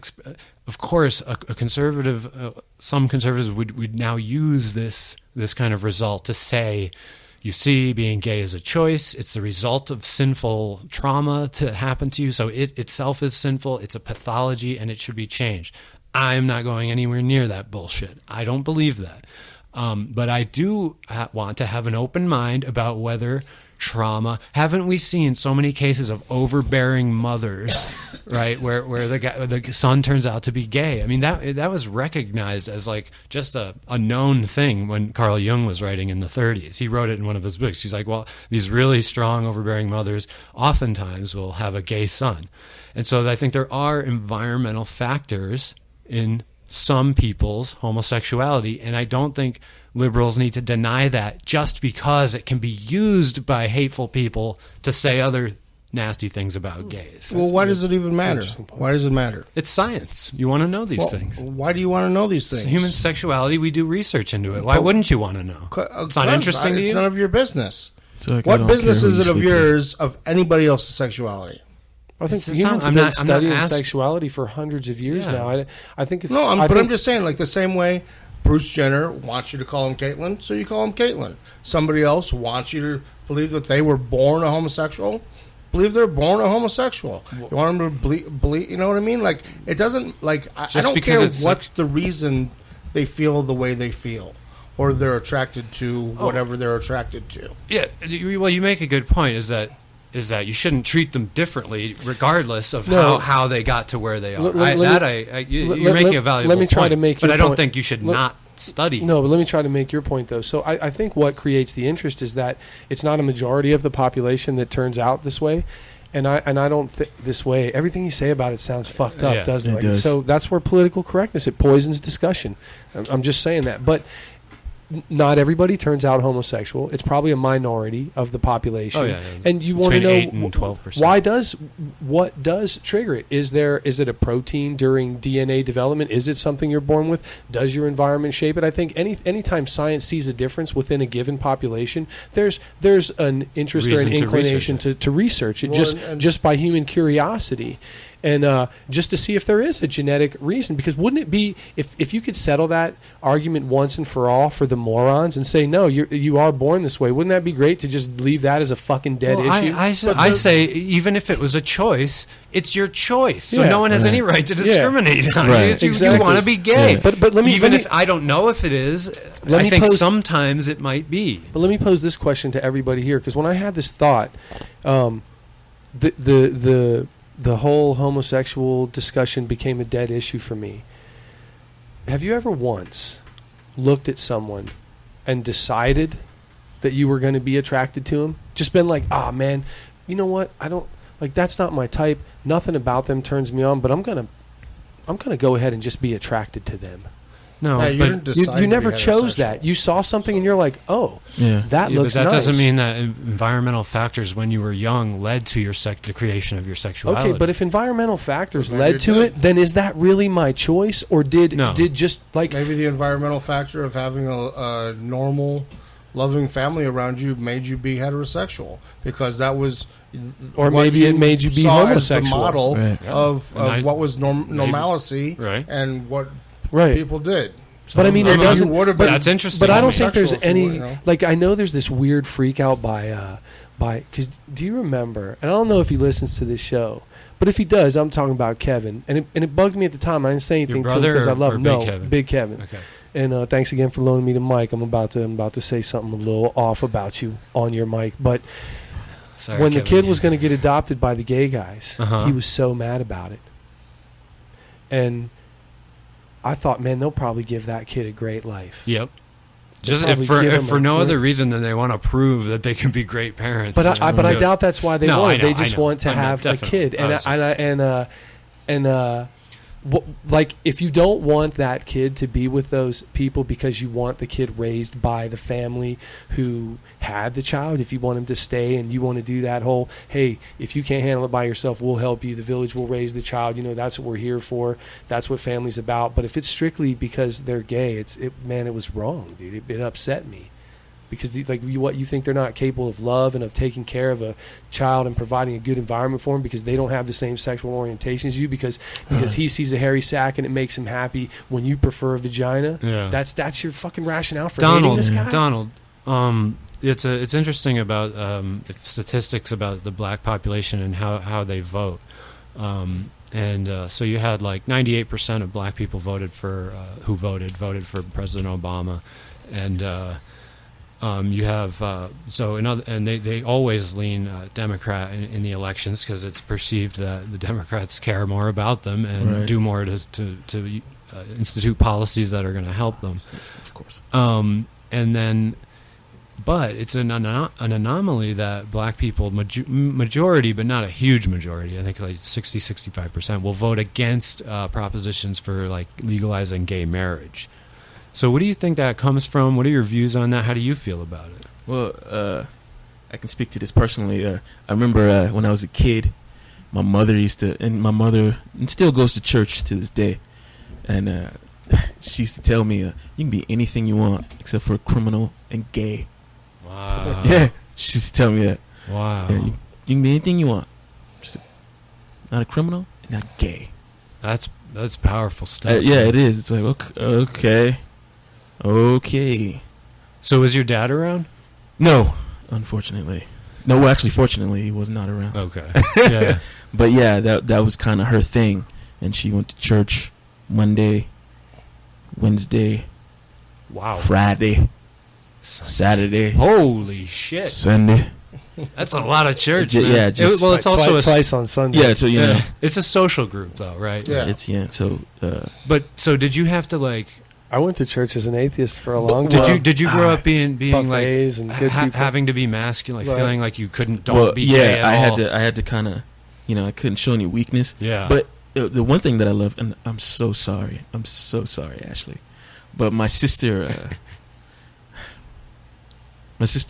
goes both ways. So it's kind of like a in your face, yeah. right? Does your mom know it? Yes, she does. Is it? And it was not. I told her, and it was Ooh. lovely to tell her. Is it a big deal for her? Yeah, because So you did it to spite your mom? absolutely. Not to spite your Because sister? my Are you and your sister close? You We're guys very close? close. Okay. I love my sister, and when she was first kind of, she never really kind of came out. She just kind of was, because she would have the rainbow thing. She's gonna kill me. She had the rainbow thing. She had the rainbow belt, and she would, she had girlfriends and this and that. Did you ever talk to her about it? Did she feel like she always? Well, no, it went because I kind of figured it when she was younger, Well, and it didn't bother. I was just like, And okay. being bisexual is almost like that should almost be the normal one, right? Because it's just everyone. There is no specific sexual identity. She has 4 kids, Yeah. but It's almost a lack of a sexual identity when you're bisexual. It's like, no, it's all good. Anyone who I'm attracted to. absolutely. So, Yeah. wow, man. But So what can you speak to the? So it's a religious thing, right? Like the tendency Absolutely. of blacks to vote against. Well, it's just a religious thing in general. And a masculine, like, isn't black culture more masculine than white culture? Can you say that?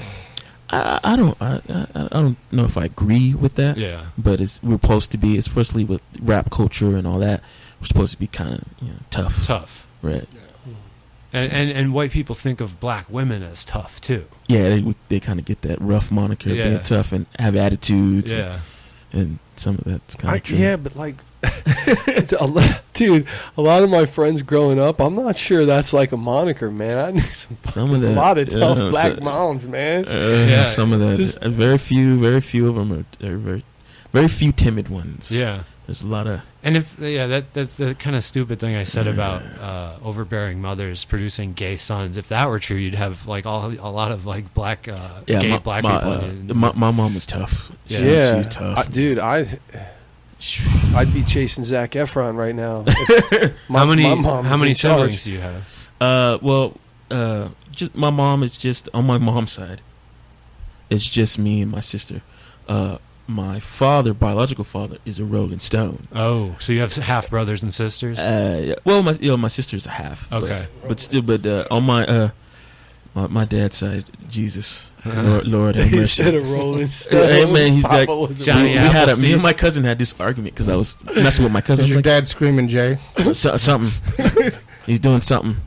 Prophylactic. Screaming Jay season. Hawkins was a guy who's got a website. He was Oh, a it's like blues 500. singer. Yeah, he's got and like he's got like 500 Screaming kids. Jay's children. Yeah. You Yeah, I heard go about on that it guy. and sign They all up have and a- say, I'm one of them.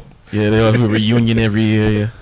Yeah, but yeah, I've got like brothers and sisters all over the place. So if Arizona had more of a direct democracy and you could vote on a proposition legalizing gay marriage, how would you vote? I'd legalize gay marriage. Yeah. If you love someone, get married. Yeah. No one should tell you can't marry someone you love. Yeah. That's just how I stand on that. And that's not getting the government Amen.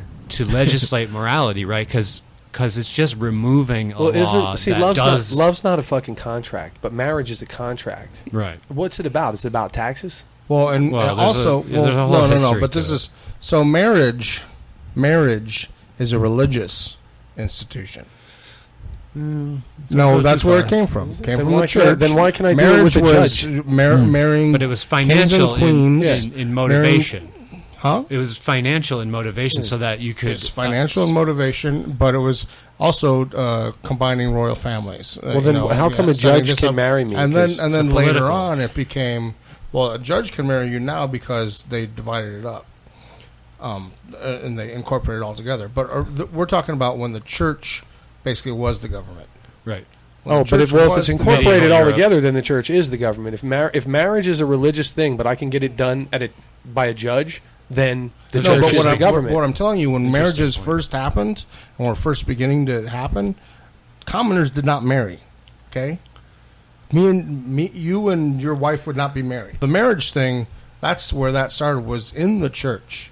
And then eventually it went out to everybody. Yeah, but now the church is your choice to make marriage a religious thing. Right, now the church is your choice. Because before you go to the church, you have to go to the court. But the church still, this is what I'm saying. The church and religious people and all that, they still see marriage as theirs. Marriage is a religious thing. Right. And that's the thing with like marriages, and that's why a lot of churches are against it, and religious people, because they think, oh my God, all these gay people are going to be coming to my church and getting married. It's like, no. So screw your marriage. Let's just say you can have a civil union. Anybody can have a civil union, which has the exact same legal benefits as a marriage. Right. All the same stuff. And that's in Alabama. They're actually setting up a law, which that's what they're going to do. If you want to get a civil union, you have to be a person of through faith. The state. No. That's in Oklahoma. Yeah. In Alabama. Alabama. What they're doing is the state will no longer issue marriage licenses. They'll issue a civil union license. And then you can get married at your church if you want. And then if you want to get married, you can go get married at a church. Well, how's the civil union thing going to apply to taxes like married? Like I said, it's exactly the same thing. Okay. Exactly the same thing. So it's just fucking semantics. Yeah, political fucking correctness again. No, that's not PC. That's a good strategy. No, that's a good solution. Okay, that's saying it gives the legal benefits to everyone who wants them, and then marriage is just a religious thing on the side. It's like a cut around the law. So like I don't have to worry about gay marriage. I can just have a civil union with my buddy here. Right. Me and Donald have a civil union. Now I think it would be stupid for gay people to protest a particular church and say you should marry me. Right. I should be able to get married at this church. That would be dumb in my opinion. Right. And I don't think that's discrimination. But it is discrimination. But I don't think it's evil for the church. Well, it's kind of messed up, but to deny gay people the right to get married in that church. If it's part of their beliefs that homosexuality is a sin, they shouldn't be forced, right? Let's talk. But isn't that providing a service to like the cake? The people wouldn't bake the cake for the gay people. This is the thing. A church is kind of a private club, right? Yeah, it'd be like me saying, I'm going to go down to the VFW post, and I'm going to force them to admit me as a member. Right. No. I'm not a veteran of foreign war, so I can't do that. It's a private club. They accept. But isn't a cake business a private club? It is. Cake business. Yeah. Isn't it a private club? Don't they make their own rules and so they should be allowed to a place that bakes cakes? Yeah. In the news, they wouldn't bake a cake for the gay people. No, I mean it's a public. They sell goods to the public, right? So it's not fundamentally different. You could become a private club, cake baking bakery. You could be like, yeah, we're private, and then you have to be a member to get a cake. Yeah, you could do that. Just like there was restaurants that when the smoking ban happened, they were private clubs, so you could smoke in them. Oh. They'd make you pay $1 and sign a thing, and you're. I don't think if your own business, me personally, I don't care what. If I'm making T-shirts or I'm baking cakes, and that's how I make my money, there's not much you could come in with that I wouldn't bake a cake for you for. Right. But I can see some things I wouldn't Yeah. I wouldn't bake a cake about. Right. Like you want me to make a cake of like you're some old Nazi dude and you want me to make a cake in the shape of the Auschwitz crematorium. I'm not going to fucking make it for you. And you can sue me if you want, but I'm still not going to fucking make it. Right. So I can see where people would see something that they're like, I don't feel comfortable doing this. Maybe let me refer you to somebody else that might do this, or maybe just go look for somebody else. Or I might even say, you know what, you got problems, man. Like, get the fuck out of my store before I help you. Well, right, you're about to be on an episode of anger management. So you know, so a liberal says, hey, if you don't bake a cake for that Nazi, it's because you have positive moral values that hold you back from. But if you don't bake a cake for a gay person, the liberal says, you have bad moral values. You're a bad person who hates gay people, so you shouldn't be allowed to not bake that cake. Right? Wasn't there a Walmart that like some Nazi couple came in and wanted like a swastika cake, and they were like, "No, we're not going to make that for you." Right. And there was like some lawsuit, or at least it was in the news, and I don't remember a bunch of people coming out, saying, that place should have made that cake for them. Right.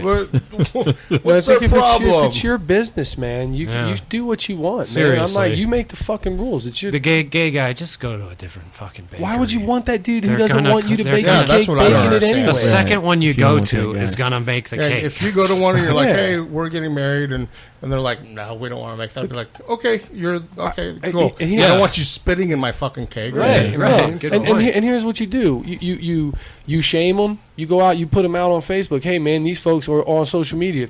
Tweet them. Right. These folks won't make cakes for gay yeah, people. use the system to boycotting and walk yeah. away. Go somewhere else. Don't spend your money there. That's the best way to get back. Because I know if you're discriminating, if you're that kind of person that's that closed-minded, and you don't line up with other people's morals, then they won't shop there either. They Right. won't go there either. Right. So anybody an who idiot. thinks like you just lost anybody's business who saw that post. Yeah.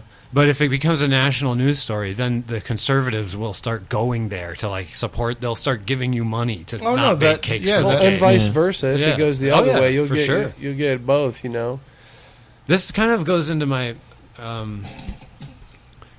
Brian, you said your parents were listening to the show, and they were. My mom was. I think she turns you down sometimes. Yeah, Because you're so liberal. Yeah, and she's laughing at that when you said like. I would describe you as you said. I would describe myself as a kind of a super progressive liberal, and I said, well, if you didn't, we would. Yeah. Which I would. Yeah, and I got to thinking a lot about that, and I've mentioned this several times already. And the whole thing is like, how can I be a radical agnostic or tout this thing when I have clearly defined ideological leanings? I mean, like on this, that wasn't very liberal of me to say, the cake maker can decide who he wants to make a cake for. But generally, I lean left, and so the whole thing is like, is this just like a sham? This whole radical agnostic thing, and so I've been thinking about morality and ethics a lot, and here's what happens. I think when you on the left and the right, when you really dig into that ideology, you think that the other guy on the opposite end is either stupid or evil. So liberal, like far left liberals, when they see conservatives, they think that guy's either stupid or evil, and the conservatives think the same thing about liberals. And two examples of this are the Bush presidency, where basically liberals came together to say he's stupid, and Cheney and Rumsfeld are evil, and so those two evil guys are influencing the stupid guy. And with Obama, you can't call him stupid.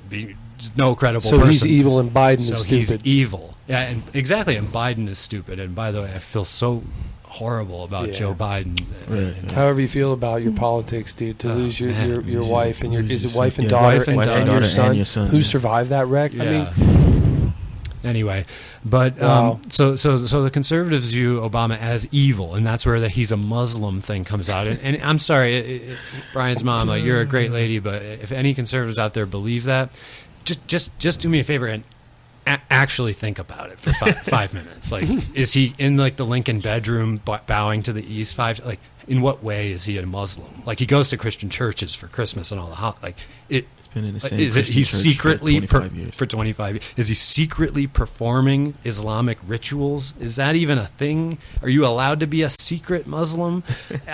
Come on. But what is, if he was a Muslim? Right. What does that matter? Yeah. What Well, does it matter? it would matter that he lied and said he was a Christian.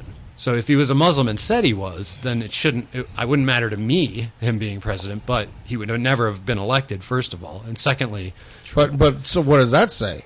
that people are prejudiced against right, Islam. against Muslim.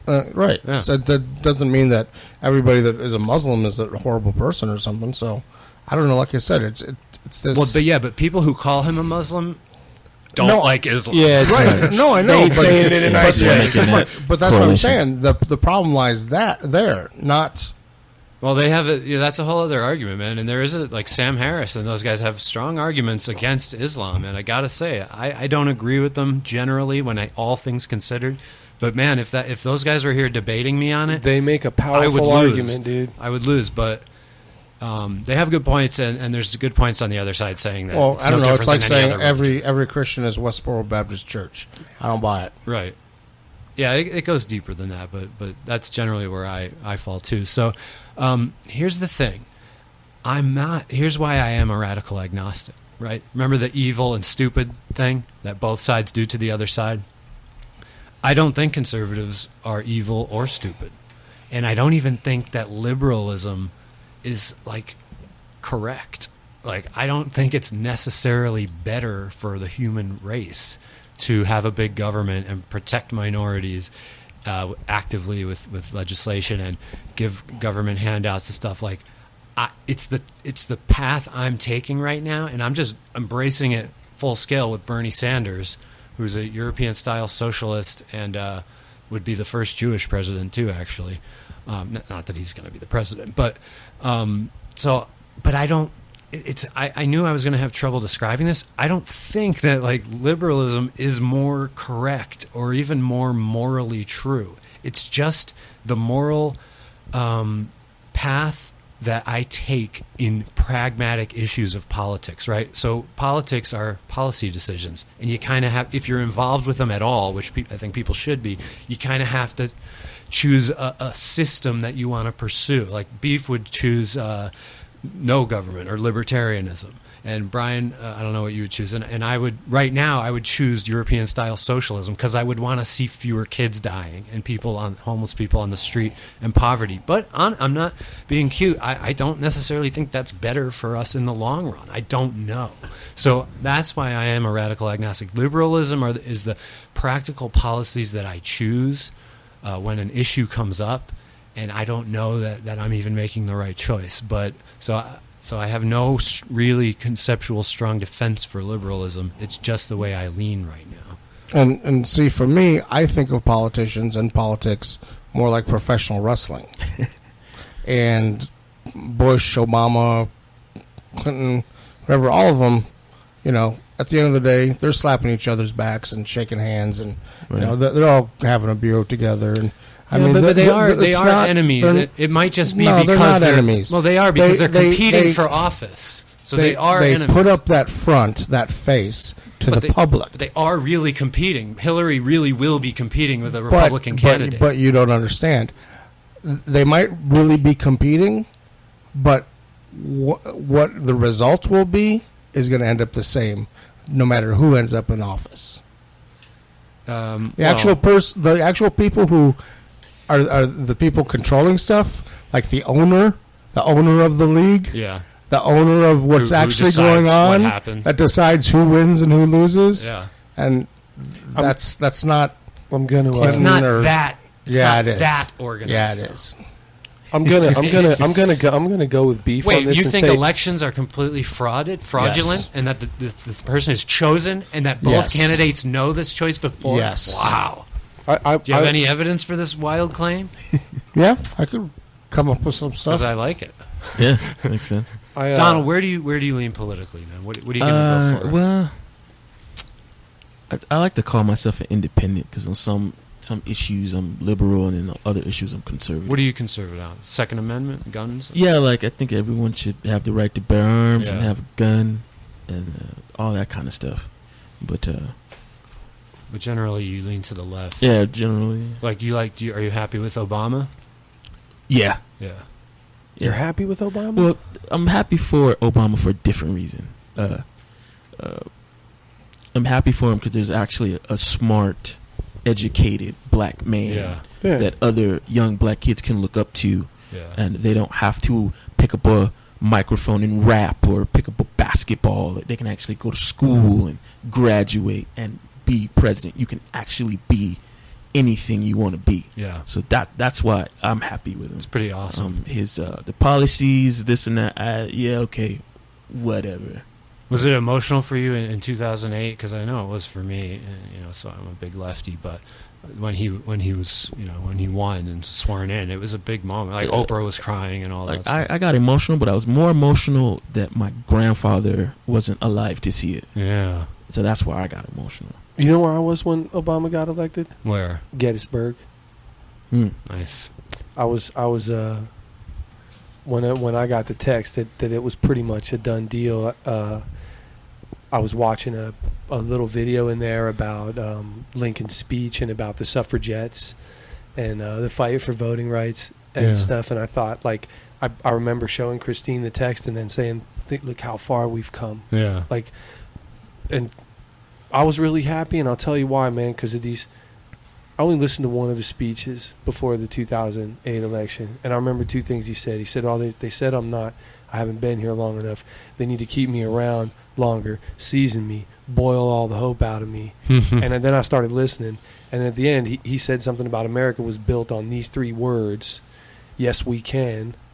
And I fucking believe that, dude. And I'm going to tell you, dude, he lied to us. Well, they all lie. They all did, but he's the one who really proved that to me. Because I believe that, dude. So I'm going to tell you right now. I'm going to tell you guys right now. I believed that, dude. Yeah, but a moderate's going to say, and I look, when you get that office, and you start having to deal with Congress and your political rivals blocking your legislation and stuff, a moderate will say that Obama achieved a few liberal policies. He made health care available to 10 million more people. It wasn't good enough. It wasn't done well. He's making way for marijuana legalization very slowly, very incrementally. He's actually not doing a thing about that. He did. He it's stopped his Justice Department from prosecuting. He increased it from George W. Bush. And then he stopped it. It's done. It doesn't happen now. Now because the states... No, because the states. No, the DEA is a federal body that prosecutes it within the states. No, you're not listening to me. The states started legalizing marijuana. I realize this. So he can either go to war with the states. He was Clinton was in California, first state to legalize medical. Shut them down. Hillary and Bill out there shutting them down with the DEA. Didn't they do it to us too? We legalized it, and the state said, nah. That was the state. The state did it. Okay. Yeah. I thought it was the feds that told us, the state said, you don't know what you're voting for.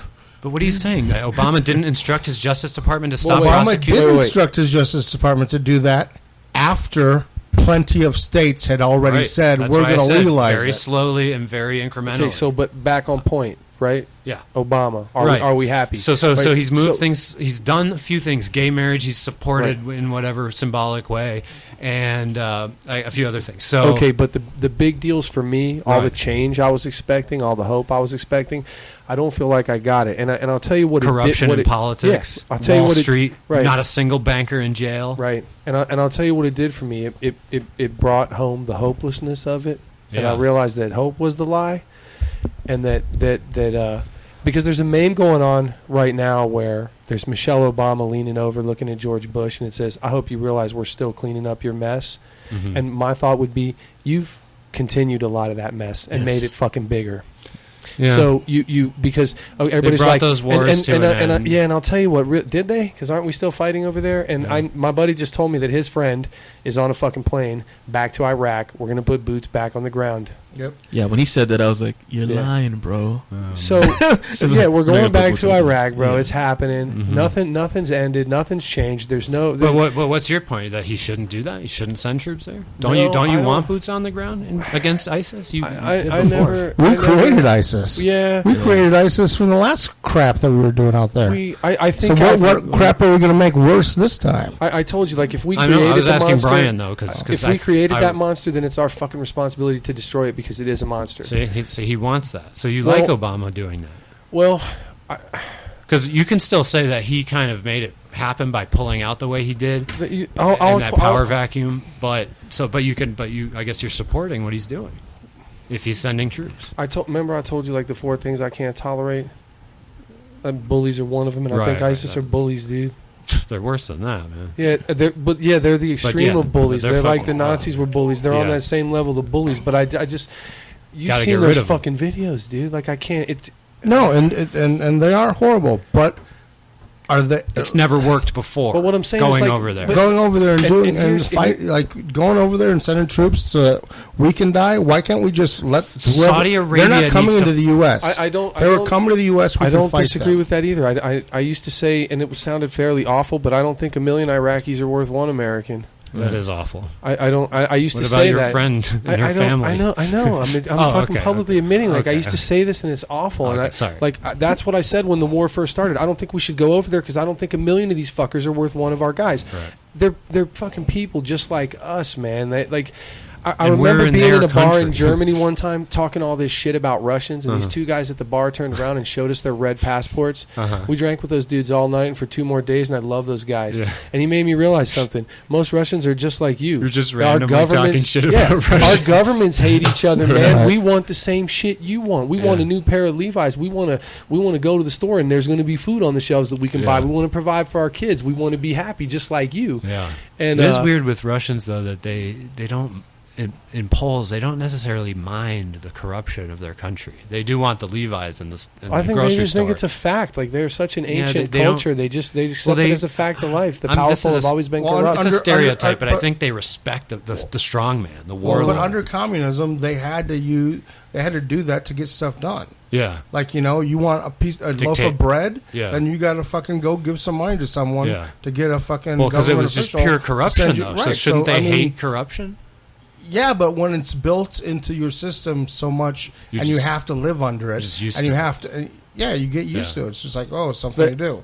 It's like if you're wherever and the cop pulls you over and you give him $5 with your driver's license. What do you think, Donald? You were in the U.S. Army. We're not going to talk about your service, but what do you think? Should we go back there? Boots on the ground? Well, first off, I think when he was like, "Well, we're not going to put boots on the ground," I was like, "You're lying, because you can't get rid of vermin without putting boots on the ground." That's right. And but I always thought, like, once you get rid of them, there's just going to be another group that you'll have to get rid of. Especially if we get rid of them by arming another group. Yeah, it's just like, are we really doing that again? Because we get rid of them, and then we'll leave again, and then this group will take over. Then we have to go back again. Just tell Saudi Arabia, we're not going to buy a single drop of oil from you until you put your army out there and destroy ISIS. Saudi Arabia has plenty of army and defense flexing and money. Their muscles in Yemen, aren't they? Yeah, exactly. And they need to go in there and take out, because now ISIS is starting to bomb mosques in Saudi Arabia, and there was a huge one a couple weeks ago, 40 people dead or something horrible. So anyway, what else do we have? Well, I just want to finish my thought, because what it soured me on more was the political process, and it's why I didn't change my Democratic affiliation till after I was dissatisfied with our guy when he signed the National Defense Authorization Act, and none of my Democratic friends that we were so together against Bush on the Patriot Act, and none of them said a word about it. And I put out all these things. I'm like, why is nobody saying anything about this? And none of them answered me. And I want to tell you guys, all you hardcore liberals, my hardcore Democrat friends, you're all cowards for not responding to that post. Every single one of you. Well, I was the loudest voice about that NDAA. About hating it. Right. But all my other Democrat friends, when I asked you about it, you guys who post the most on Facebook and post the loudest, if you're listening, you're all cowards for not getting in on that. Why was the Patriot Act okay and the National Defense and Authorization Act wasn't? Because he was your guy? Cowards. Well, and they just did the Freedom Act. And the Freedom Act is the Patriot Act on steroids or hyperdrive. Right. It ain't any better. I don't know, it ain't any better. Everybody's like, "Oh, the Patriot Act expires at midnight." Yeah, and the USA Freedom Act picks right up where it left off. They voted it in at the last second, but that act, though, supposedly the NSA does not have access to your shit without a court order now. Right, private companies are holding it, right? Yeah, that's so safe. Yeah. So now, like that, now a corporation has my fucking information. Yeah. Now, in other words, the Freedom Act authorizes phone companies to store everything you send. My buddy who read the whole thing said there's language in there about conscription for the war effort. Like you can be fucking conscripted to work in a factory for no pay. Which buddy? My buddy who reads all this stuff. I'm not going to out his name, but I don't know about that. Well, he read the whole thing. Okay. That's what he told me. He read I it. think I would have heard about. He said there's about creepy that, but- language in there. He said I bet similar there to the is. War Powers Act of '39 is what he told me. Jesus. Well, Obama, man, he'll give you a speech and tell you why that's necessary to catch terrorists. But I don't think he or any of his officials Didn't can some study point come to out? Yeah. the use of of these acts to actually stop terrorists. I don't think there's any out there. Well, didn't the CIA just come out with a study that said it hasn't really helped us catch Yes. anybody? Catch anybody. Yes. Yeah, they did say that. Yeah. So I don't know, man. That's why I ended up an independent, because I couldn't believe all the people that stood so hard against Bush weren't going to say anything when the same policies were being continued and actually expanded upon. They're just nothing. You don't have anything to say, and that's when I realized the poison that partisan politics is. You're willing to ignore horrible shit because it's your team that's doing it's it. your guy. And I'm just not okay with that anymore, man. I feel like layer by layer, wool has been pulled off my eyes, and I get more and more disenchanted with society and humans in general, and the way we're at. We're gonna wrap up soon, but Donald, religion. Yes. So this mixes in with what you were talking about with your mom and her attitude towards you and saying you can be anything but a criminal or gay. And she goes to church 5 days a week and everything. Yes, so indeed. what is your impression of religion? And just hit that. Well, I wanted to ask you guys, like, when was it that you guys, were you guys ever like in faith, and when did you lose it? And for me, like, I believe in the idea of God, but that's about it. I can't really stand religion. So what do you mean? You think that there's probably exists a superior being, or that you're just... Well, no, I just like the idea of that there's someone out there that you can talk to and miracles happen and stuff like that. The idea of it, but you don't know if So it's You're true not or saying not. you actually believe it. right, You just I'm like not, the idea. I just like the idea of it. I like the idea of Santa Claus too. Well, to answer your question, yeah, I was a fundamentalist Christian for about 3 years. I was brought up Catholic, not very religious, and on my own, I met this guy one summer, and he was a fundamentalist, and I became a creationist, fundamentalist, just hardcore right-wing Christian. I stayed that way for about 3 years, and then I flipped to the exact opposite, after I went to Christian college. But, so that's my little 2 cents on that. I think we talked about this on one of our earlier shows. Yeah. Brian, I think you dabbled and tried Man, I tried hard, bro. to believe. I really did, and I just always ended up feeling ridiculous, and I just couldn't. I read this article at some point about like the wiring of faith, and some kind of fringe study about how either there was some kind of chemical difference or some kind of wiring difference in the brains of people who just couldn't believe in these type of in like superstitious things or mythical things. But I don't know, like I wanted, like you said, I liked the idea of it. I was always into Dungeons and Dragons and gods and myths, but I started having philosophical questions like, well, who answered the Greeks' prayers? Didn't they think miracles happened? And if it wasn't, God as the Christian Jewish God as God, we know yeah. it, like, and the you shall have no idols before me. And if that God created the earth and everyone on it, and he was always around, then why weren't they fucking punished more for praying to all these? Well, that's a false big idols question to Christians too. Is what happened before 0 AD? Where did everyone go to hell? And they say, well, no, there was an older contract, an older testament that determined heaven or hell as a Jew. But then, or before, almost all of these fundamentalist Christians are Protestants. They're not Catholics, in other words. And so it's like, what happened before the Reformation for the first 1,500 years when every Christian was Catholic? Did they all go to hell, or was that? A lot of it doesn't make sense. But I was like you, man. I wanted to believe. I wanted to see my dogs again at the Rainbow Bridge and hang out with Grandma, and have this blissful afterlife and all that. And Mark, what do you think, man? You've been on this earth for 40-something years. What's going on up in the heavens? There might be something. There might not. I don't know. I was raised in faith, believing it. Or I can't say believing it, but practicing it, being taught it.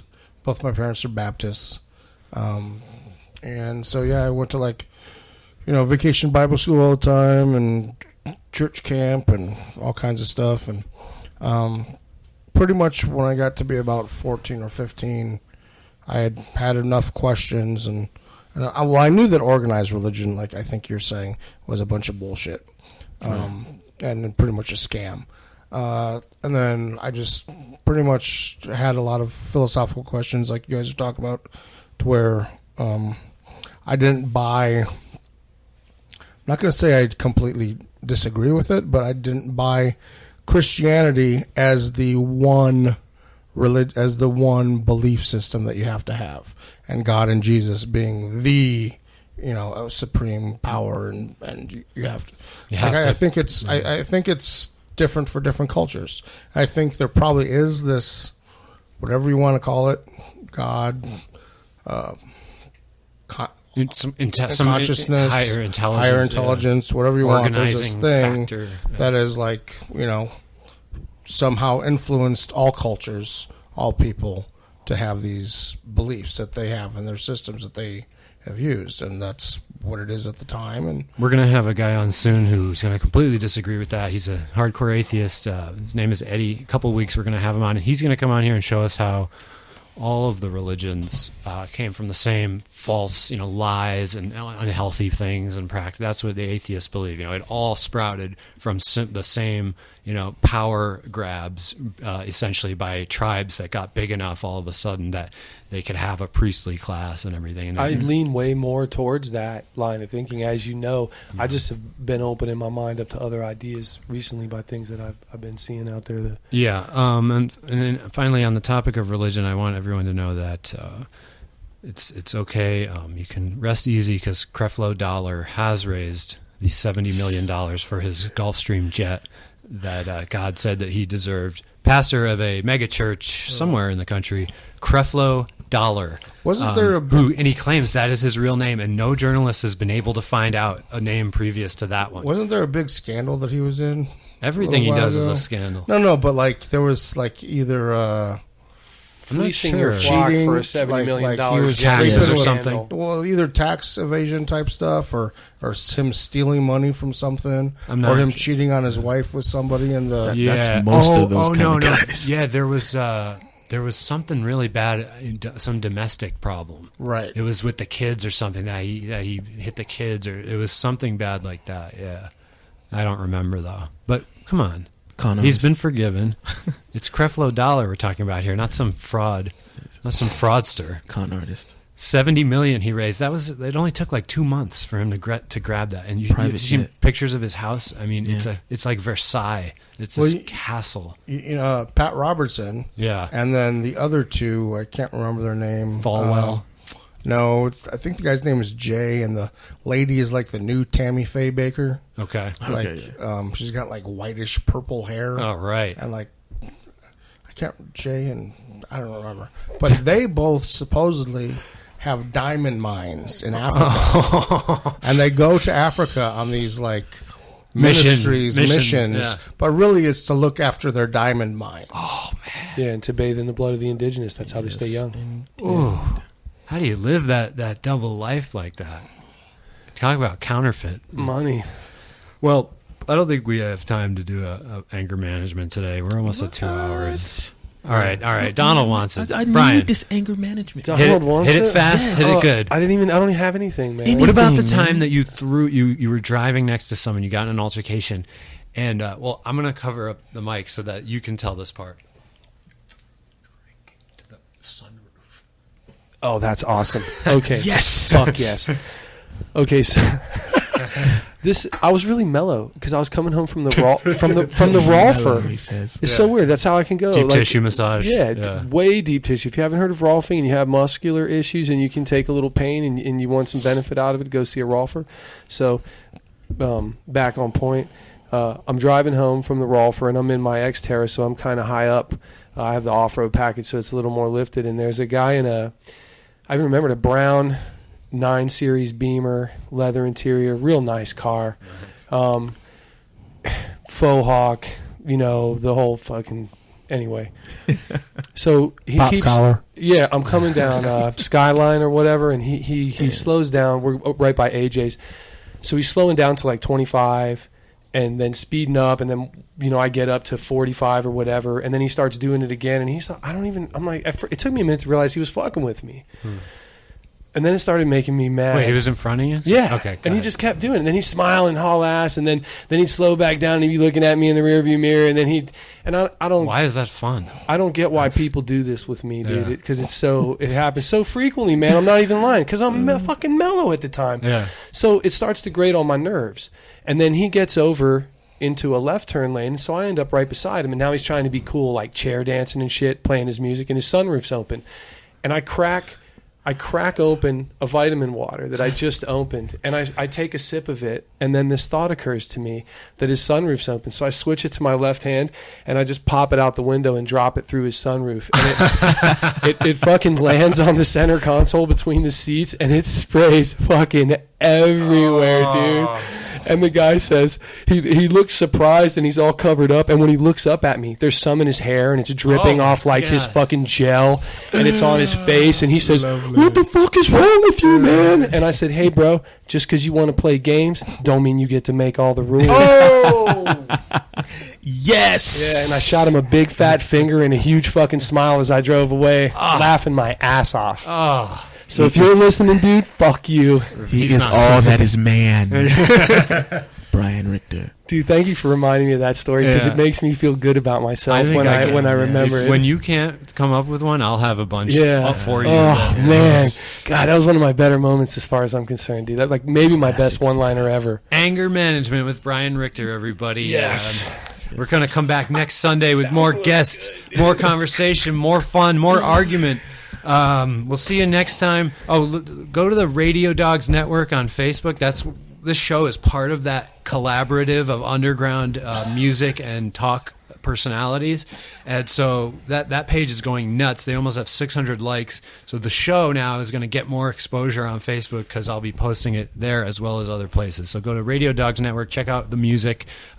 Big Bo, awesome, does a great show on there. And there's another show, I think it's called Concerto for the Deaf. I think that's a rock show, and I haven't heard it yet, but I bet it's awesome. So is that all Tucson things, or all over the country? Well, I know Bo is Tucson, I'm Tucson, and the other guy probably, but I'm not sure. Should find out.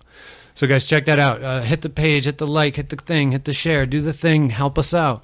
And let us know what you want. Tell us who you want to be on, and what topics you want to talk about, and why I'm wrong. That's what I want to know most. All right, guys, thank you for listening. We'll see you next time.